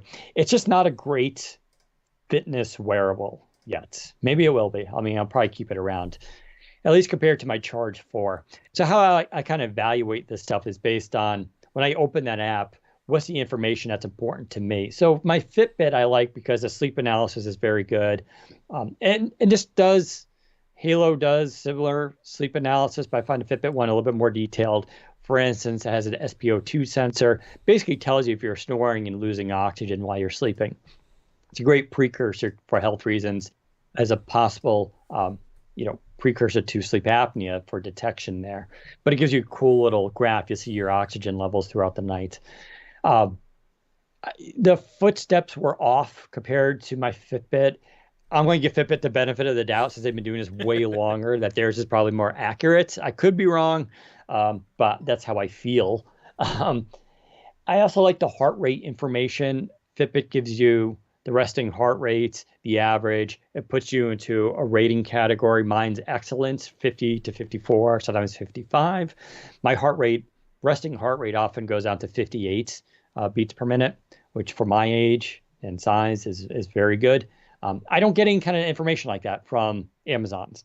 So one thing I like about Fitbit's data is it's like they tell you how you compare to other people in your age and cohort group, as well as people you can compete with against friends and family and stuff like that. And that's interesting for perspective. I mentioned that with weight last week. Everybody focuses on pounds, how much you actually weigh. And I said it's your body fat percentage that you should focus on, not your weight. Bodybuilders weigh 230 pounds. They're not, and they have like 4%, 5% body fat when they compete. So it's not so it's what you focus on. And I find the data that Fitbit presents me is just more useful for health evaluation. And Amazon's is just like, it's the basics. It's kind of similar to your Samsung Watch, mine too, the Active. Listen, it does fitness stuff, but I still find the Fitbit one more interesting. And I feel this way about the Apple Watch too. I don't find the Apple Watch health stuff the EKG is cool and it does neat things, but in terms of exercise, I don't find the data particularly useful. So that's my secondary review on the Amazon Halo. I don't really recommend. I would still get a Fitbit Charge 4. I think this has GPS built in it, and it's just battery life is better. Even turning off the microphone, battery life on the Amazon is maybe 4 days on it. So nice. So you're still using your Fitbit, right? Yeah, I'm on the Sense right now. I like this thing. I think it's great. All right, so let's get to stuff of the week. Thing of the week. Thing of the week. Thing of the week. Sorry, if you guys think of a better name for this nonsense. No, thing of the week is the best name for it. It doesn't need to be any more complicated than that. All right, so you can go first. What's your thing of the week? My thing of the week is the type cover. Well, the cover that was supposed to go on the Surface Mini. So obviously the Surface Mini is a product we kind of all know about at this point. It's an 8-inch tablet running Windows RT from 2014 that never shipped. It got cancelled at the last minute. But alongside the product itself, Microsoft was going to launch a display cover with it because Surface at the time, all of them had type covers or a cover of some kind. This is the cover that they were working on for the Surface Mini. It's Literally just a display cover, as far as I can tell. It has no functional benefit to the device other than covering the screen. It has 3 lines on the inside, which suggests they were expecting you to write your name in it or something, or I don't know, but I wouldn't ever write anything on this because I do not think it would rub off.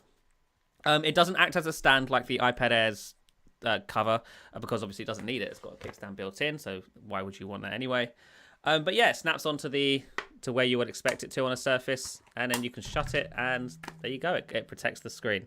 And is it magnetic? It is magnetic, like, yes. I mean, not the hinge. I mean, good question. The answer is no. Wow, that's shocking. So it doesn't activate the Hall sensor. Maybe that device doesn't even have a Hall sensor. So the screen does go off when you shut it, and it does come on when you open it. So it does do that. Okay. But actually, I think that it's hard because obviously this is a prototype, and the type cover is also a prototype. Perhaps they were planning to have magnets in there, but this is, if there is a magnet, it's not strong enough. It's maybe it's just a weak magnet, because it does seem to be staying shut for a bit there. I don't know. Okay. But yeah, that's my thing of the week. That's a good thing of the week. No one's ever seen that before. Right, yeah. So my Surface Mini is now complete. I have the most complete Surface Mini. With a pen. Somewhere Panos Panay is shaking his fist. Oh, actually, that's a lie. The one thing I'm missing is the micro SD card expansion tray.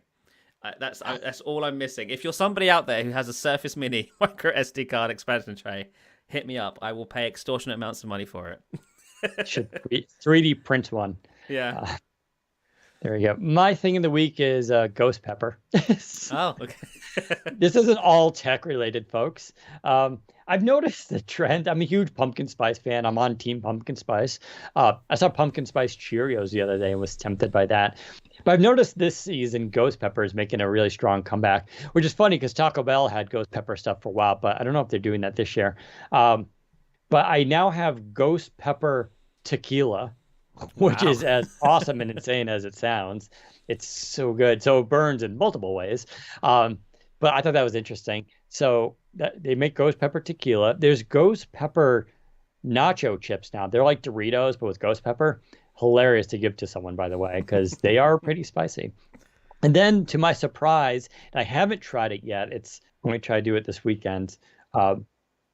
Dunkin' Donuts have released a ghost pepper donut, which has I think strawberry or something like that kind of filling and ghost pepper. And it's not ridiculously hot, but it gives you a little kick in the back of your throat. So I'm not a foodie. As someone who I'm still fasting 20 hours a day, which makes going to Dunkin' Donuts to get a donut difficult. But I do appreciate that's a benefit of being able to fast, is then when you do get to eat once in a while, you get to just go and try, the most terrible food. Listen, I live in America. I got to leverage and take advantage of our insane foodie creations. Yes, you're in a unique position. If you're not going to do it for yourself, do it for me. Right. Hey, you at least get to try the cheeseburger pizza. Did, yes. So, that's good. I also got to give a shout out to Taco Bell's grilled burrito. That's a sick burrito right there. Yeah. It almost makes up for the fact that they got rid of the 7-layer burrito, which has been there for 20 years. I have a lot of opinions on food, folks, but I think that should wrap us up for this week's. We're exactly 90 minutes, so that sounds like a good place to end. As always, we're going to do Q&A now with the audience, so if you guys have questions, fire them off. We'll get to them and answer them if we haven't covered them in the podcast. If you're listening to this recorded, of course, you don't get to hear that portion. My apologies. But you can always join us Fridays, 2:30 p.m. Eastern Time, YouTube/Windows Central. And you can watch our video, you can join the chat, and have a very good time. Other than that, follow me on Twitter at Daniel_Rubino, Rubino, and Zach at ZACBOWDEN, where we'll share our thoughts and opinions on stuff. And well, I'll try to keep politics to a minimum, but we're entering if you're wondering, I'm growing the beard here, it's the apocalypse is coming, so I'm getting ready for it. So we'll have to see. I don't think anyone's expecting to work for the next month in the U.S., Zach, and I was kidding around, Zach, before about that. It's fun times. But anyways, enough of that. Stay safe and be careful out there, everyone, and we'll talk to you next time. Take care. As you were signing off there, my Alexa started doing something really weird. It kept making a popping noise, and the light was flashing. It sounded like someone was trying to talk to me through the speaker. Yours has been hacked. I know. That was weird. That was weird, man. I forgot to do my rant on section 230. Maybe I'll do that next This is a week. long podcast, Dan. Yeah.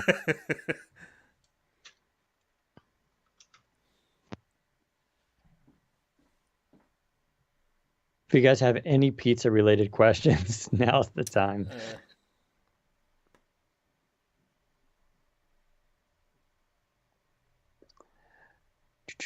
Would the new Xbox make a good media center for Blu-ray discs, streaming photos, and home movies?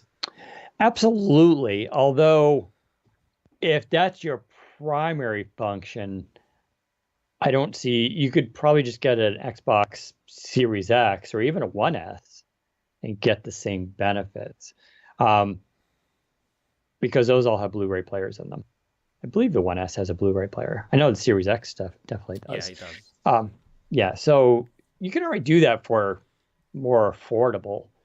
And that's a really good kind of question because I know Zach, I'm going to be getting, I have a Series X, or sorry, yeah, Series X. What are they now? Is a Series X? That's a new one? That's the I one can't coming, keep yeah, up. upcoming. Okay. Versus the Xbox One X. The It's One so X, dumb. yeah, it's the old gen.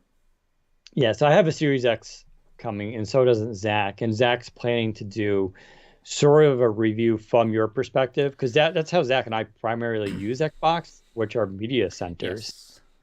I'm going to try and do, it, I'll try and review it from the perspective of it being a media center rather than specifically a games console, because that's what Jez will do. Jez Corden, our Xbox editor, will review the console as a gaming console. I'm going to try and review it as something I use to watch Netflix or BBC iPlayer or stuff like that. I guess what I'm going to try and have to figure out is whether or not I should do that review on the Series X or the Series S, because I feel like the Series S is way more catered to that. I might do both and just, because I think we'll see. If you have to get both. Yeah, if I have to. Yeah, and it's funny for me just because I always tell that story. The reason I bought an Xbox 360 years ago was so I can stream Netflix. That was one of the first and only devices that can stream Netflix at the time. And I looked at it as a way for me to be able to just stream movies, which I thought was wild because this was like 2010, I want to say. And I looked at it as I can buy this thing that streams Netflix, and as a side effect, I can play video games. And that's how I always viewed Xbox. That's pretty much how I still view it. So it's kind of interesting. Someone's asking about pineapple on pizza, yay or nay? I have a mixed answer to this. I don't order it ever, really. I'm not against it though. Like I've had it, I've actually enjoyed it.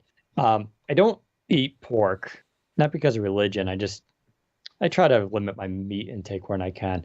So I don't get it with the ham, but I'm okay with it. I think people are a little too black and white on this issue. I think it tastes fine. I think it's an interesting thing, but I don't order it regularly. So I am a big fan though of dipping my pizza into either blue cheese or ranch, which is very gluttonous. Zach, do you partake in dipping your pizza? Sorry, what? What was that? Do you dip your pizza into blue cheese or ranch? No, I dip it into garlic Sauce. Garlic, yeah. Okay. But I'm not a fan of anything else really. Blue cheese or ranch is that's why I learned that in college. That's how we used to roll. Do you think that the 10X out-of-box experience is just a test, not coming to 10 Pro? It could be, Zach? but I would be surprised if it doesn't come to 10, because they did say that they were going to start porting 10X stuff over to Windows 10. And, they've already done it for the keyboard and the emoji picker. I don't see why they couldn't do it for the out-of-box experience. The Windows 10 out-of-box experience is in dire need of a refresh. And why not bring over the new one that they've already built? Change it up maybe a tiny bit, but otherwise just, they've got one, so just use it.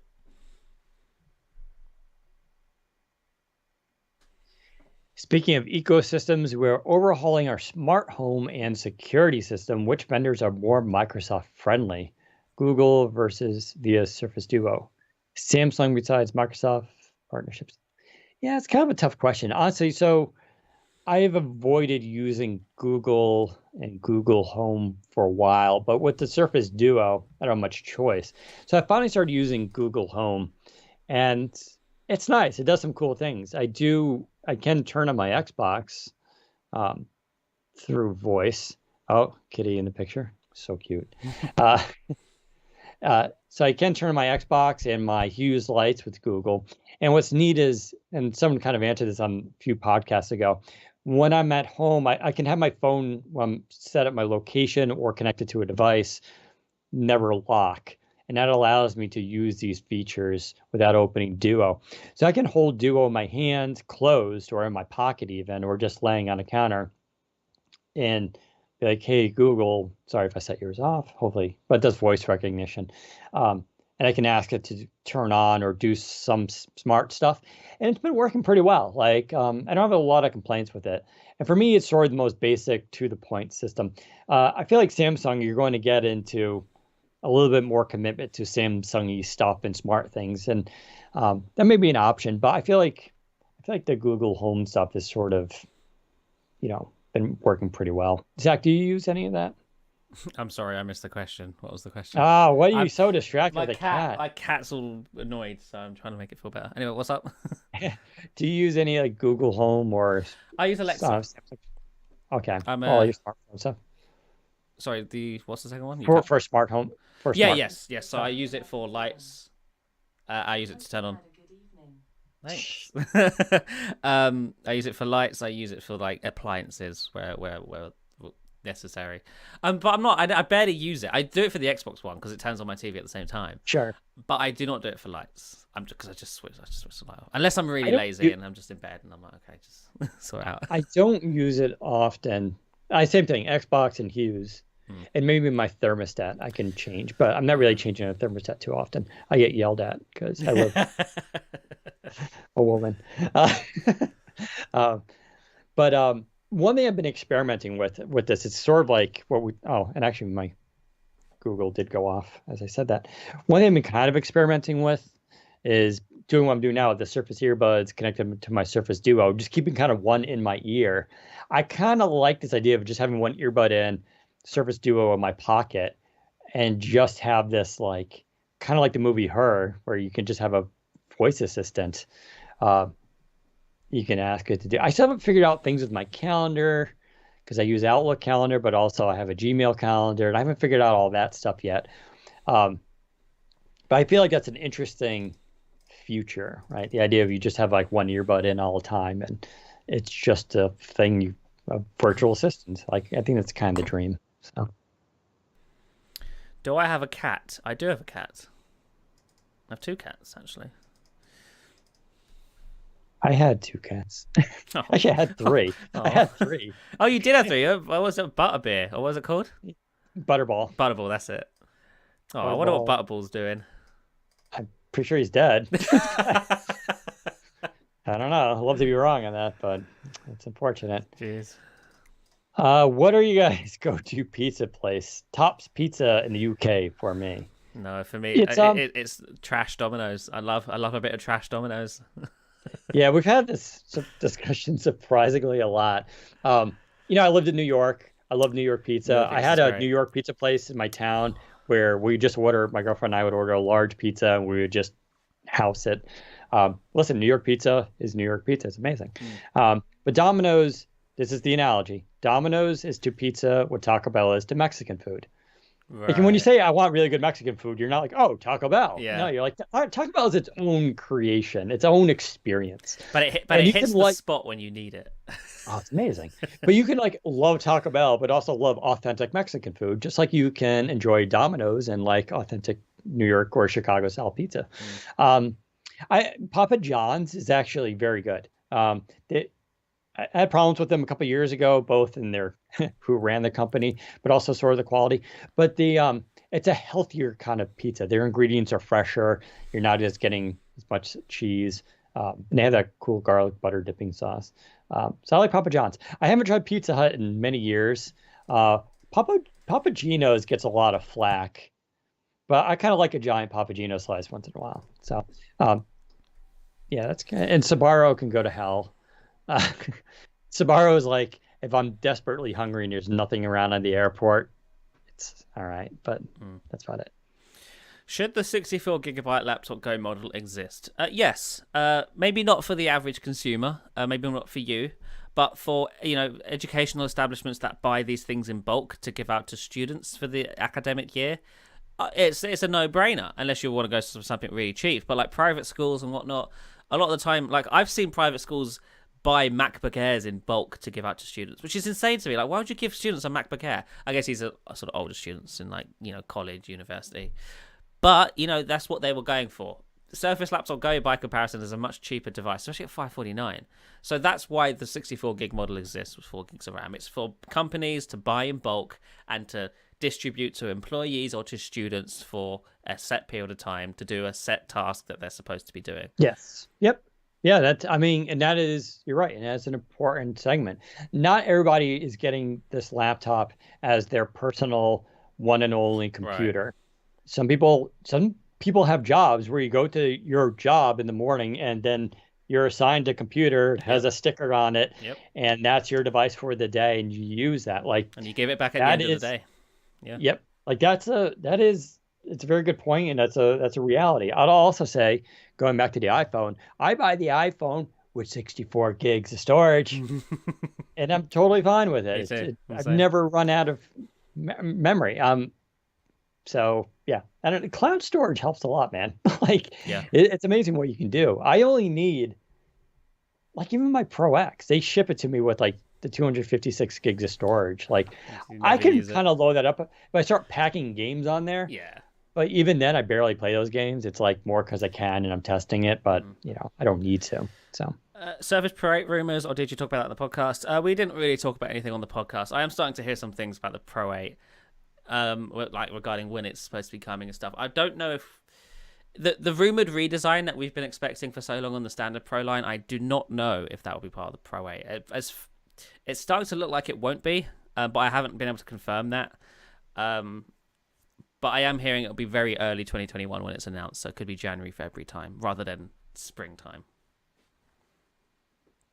What cameras are you guys using in terms of smartphones or in terms of... I think it means webcams. I'm using the Logitech Brio 4K. Same here. Yep. So only...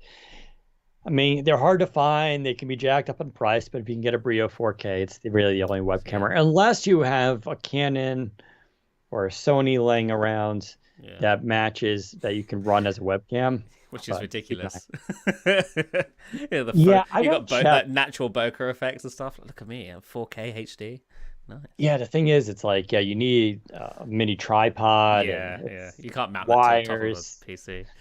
Yeah, it's a bit of work. I kind of want to try. I do have a few cameras laying around, but I don't feel like it'd be good for you, because then you could do our stand just from your office. Don't have to go anywhere. Yes, that's a very good point. Hopefully, I will start exploring with that this weekend. When will Microsoft officially release 20H2? That is an excellent question. I would guess within the next 2 weeks, because that's where October ends. It's usually a Tuesday. It's probably going to be next Tuesday, I think, the 20th. Do we know what 20th? Oh, Sorry. Go ahead. Do we know what features Surface Pro are the features of Surface Pro 8 currently? Technically, I want to say yes. Do we? I don't think we want. I don't know if we do. Because so by the way, what I showed you, I do not know if that's 100% accurate. So I don't want to take it as gospel, because I've started to hear that maybe the Pro 8's not that amazing. Oh, I don't think it's going to be that. That's just it. I don't think it's going to be amazing. Yeah, right. I think it's going to be very... Listen, I've said it for years now. The Pro Series is effectively perfect. Thinner bezels. Sure, let's do that. I would, at the very least, they can keep the Pro 8 identical to the Pro 7. All I want them to change is make the Slim Pen the pen for it, so it charges in the dock and stuff. I want thinner bezels, and Thunderbolt 3 would be cool. I wouldn't personally benefit from a Thunderbolt 3 that much, but I think it would go a long way for a lot of people just to shut up. But for some people, it really would solve the problem, right? I mean, some people would really benefit from having that kind of device. So I would like to see Thunderbolt 3. I think thinner bezels. When I pick up a Pro 7 now, I'm like, it is a little thicker. I mean, the Pro X looks so good with its thin bezels. Yeah. So I would like to see that copied. Any reason why the feed isn't in 1080p? The Brio wants to shine. Because there's no need for it. You don't need to see us in 1080p. Also, it's more taxing on my internet, which is spotty at best. Same. When we first did this podcast, that we would always have issues with the stream would drop out as we're going. We don't get that issue no more, but upping it to 1080, I feel like would be just asking for trouble. I have streamed in 1080 a couple times. I streamed 1080 60 frames once, and it was ridiculous. My peak, so XSplit will tell you when it's being overtaxed, and it kept coming up constantly. Your CPU is being used a lot right now. Help! I can't change it. Sorry. Any news on Duo 2, Zach? Nothing that I can share yet. I'm waiting until I have like a coherent story to tell, because I have bits and pieces of information, but it's like there's nothing to tell here yet. So no, I'm waiting. We'll see how long I have to wait before I get actual information. But I am hearing some stuff. It is in the works from a software and hardware perspective. Some of the hardware changes are you can kind of guess some of the hardware changes, right? Like a bit better camera, NFC, stuff like that. Like they're adding the things in that people were like, where is it on Duo 1? But yeah, hopefully I'll be able to write more about that early next year. Saw someone requesting today a notification LED. Like, bro, it's not 2012. Come on. Oh wait, I wouldn't say no to it. Oh, you know what would be so cool? If the logo was the LED light. I can never see Panos Panay going, and now your device flashes annoyingly. Yeah, no, you're right. When you have a random alert. Speaking of, I should show my my Surface Duo is the coolest Surface Duo in the world. Wow, are you a nerd? This is peak nerd. Could you imagine going on a date? This thing. Could you imagine being a person that goes on a date with you and you pull that out of your pocket? Dude, it looks so cool though. Look at that. It's just so wild. It looks like even if you didn't know the Rebel Alliance symbol, I think it just looks like cool. That is cool. Like you could actually see someone using this in Star Wars. Yeah. And the funny thing is, I was thinking about when I was a kid, like 7 years old, playing with my Star Wars. If you gave me this device and be like, in the future, you'll carry this around, I'd be like, oh, I'd be like, that's amazing. And now we're just like, what do you mean it's got a Snapdragon 855? Like that's where we are in this world right now. It's so sad. What do you mean the camera is not that great? So. Oh, look, the Windows Insider program is taking a survey. How satisfied are you with the Windows Insider program is the first question. Should I answer honestly or should I be nice? The options are very satisfied, somewhat satisfied, somewhat dissatisfied, or very dissatisfied. I think I'm going with somewhat dissatisfied. On a scale of 1 to 5, how active do you consider yourself as a Windows Insider? Pretty active. All right. By the way, for those curious about that skin, that's from Mighty Skins. Just go to that website. They have pre-made skins you can buy in terms of designs already, but you can upload any JPEG or PNG, whatever you want, and basically design your own, which is what I did. This was an image I'd found on Reddit years ago. So I just uploaded that and configure it. They actually do the bezels too, if you want, the inner bezels. It wouldn't work with my screen protector. It was too thick, but you can do that. And it's $20 plus shipping, and they ship pretty quickly too. But you can go and create your own and totally nerd out or make something artsy. Like there's like a million ways of doing these, but I'm telling you, this is my jam right now. I'm so happy with this thing. It's just wild looking. Daniel, question about Surface Buds. If you have one charging and one in use, do the controls change, i.e. left side answers call, launch assistance? It's a good question. I do not know. My hunch is going to be no, it doesn't change. I think you can call the assistant up with either one. There's a long press. I think that works on either side. I think the only thing is volume and track switching.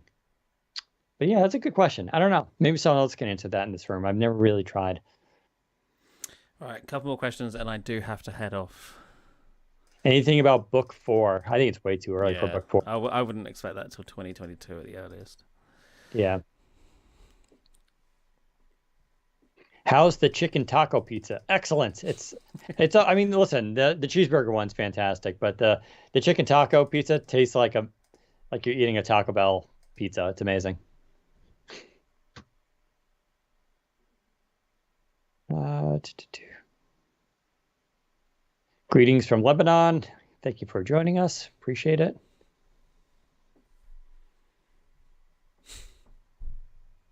When will Teams for Life be available for PC? Yeah, I don't know. It's only for mobile. It's a good question. I If don't know. did they even say it was coming to PC? I don't think they did. I don't remember. I don't know. I mean, you would think they would just because it is weird. It's It's not, also but Microsoft, so exactly. Is Android 11 for Duo scheduled for 2021, or is there still a chance it's coming this year? well, Back. we don't know.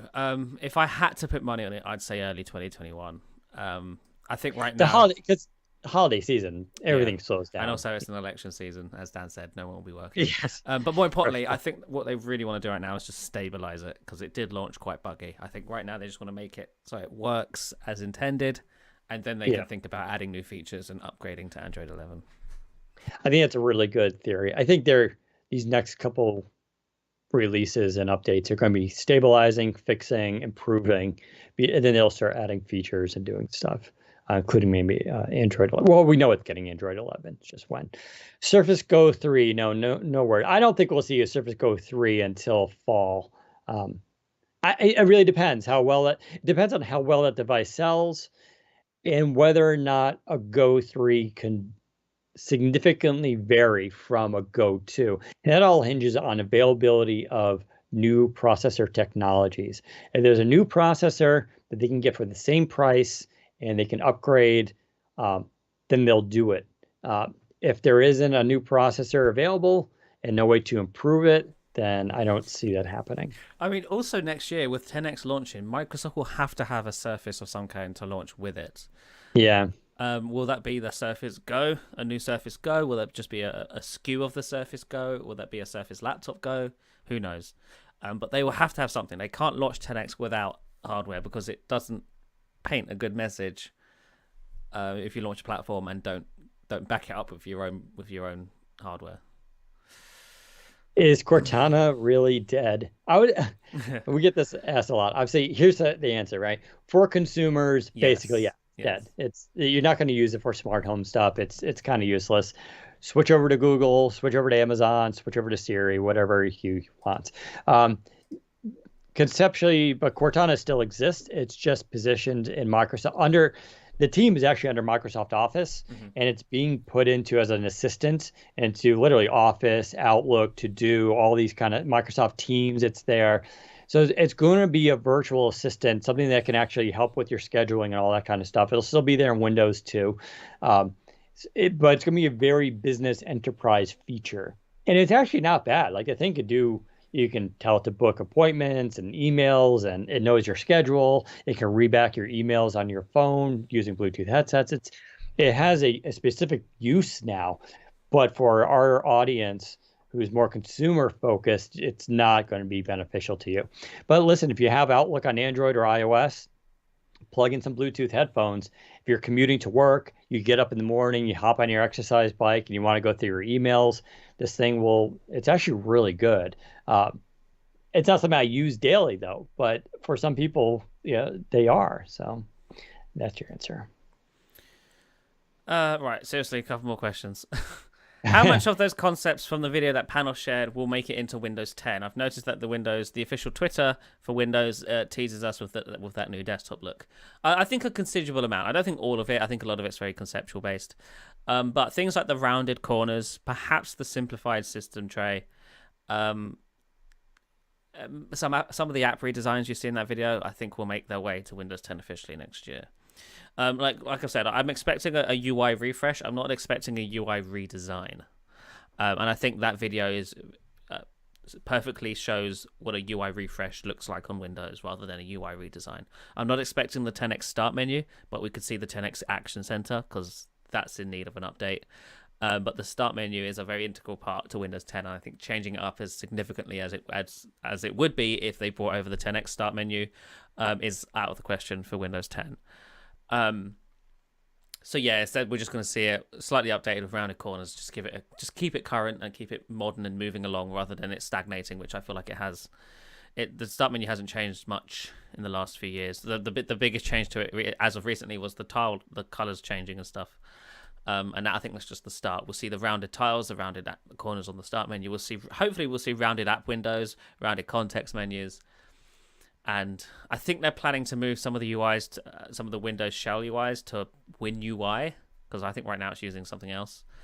And that should give it a slightly more modern look as well. But yeah, we'll see. So it's asking about eGPU support. I don't know, in support for what. If you're talking about in general for Surfaces, it's going to hinge upon Thunderbolt 3 or probably Thunderbolt 4, to be honest. Not that there's an actual significant difference between the two. I think Microsoft will do Thunderbolt 4. I think we'll see that start to happen with Surface Laptop and hopefully Surface Pro. But until they do it, we don't know. We haven't heard anything definitive about that. But I feel like Thunderbolt 4 may be their chance to finally sort of jump in on that. And they've been hearing for generations about putting Thunderbolt 3. I think they should do it. But the SQ1 version of Surface Pro X is on sale right now and is about 460 pounds. Was that simple? Cheaper than the SQ2. Is it still good enough, or is it worth the extra money to go with SQ2? I say go for the SQ1. It's really hard for me. It's not like when I turned on SQ2 and started using it, I was like, oh, it just feels a little bit zippier. It just feels a lot better. Sort of like when I went from Surface Go 2 to Surface Laptop Go, like you can actually really feel that difference. You don't get that experience here. In fact, if you didn't tell me it had a new processor, I probably would not have noticed. I haven't really sat down to do gaming on it. So, because what I want to do is run 2 games and get FPS counters and actually tell you, you're going to get 10 frames per second more. I doubt that's the case. I'm guessing 2 to 5 frames per second more. But I think for that price difference, SQ1 is fine. I wish I could tell you then you get the Platinum version. The Platinum version is better. But you can go to dbrand, and I put skins on mine, and it looks awesome with the skins, to be honest. I think it looks really, really nice. I was very happy with it. Get a skin, throw it on there, customize it yourself, and you'll be happy. And you should be good through at least the next year. I don't think we'll see another Pro X2 officially until late 2021. So.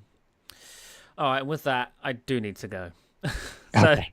Thank you for... euros. Sorry, the symbol was euros. I should have known that, but listen, I'm a dumb American. So. All right, thank you for tuning in, everybody. We'll be back next Friday, as always. Follow us on Twitter. We'll keep you updated on when we're going live and all of that good stuff. But until then, we will see you next week. Bye. Bye, everyone.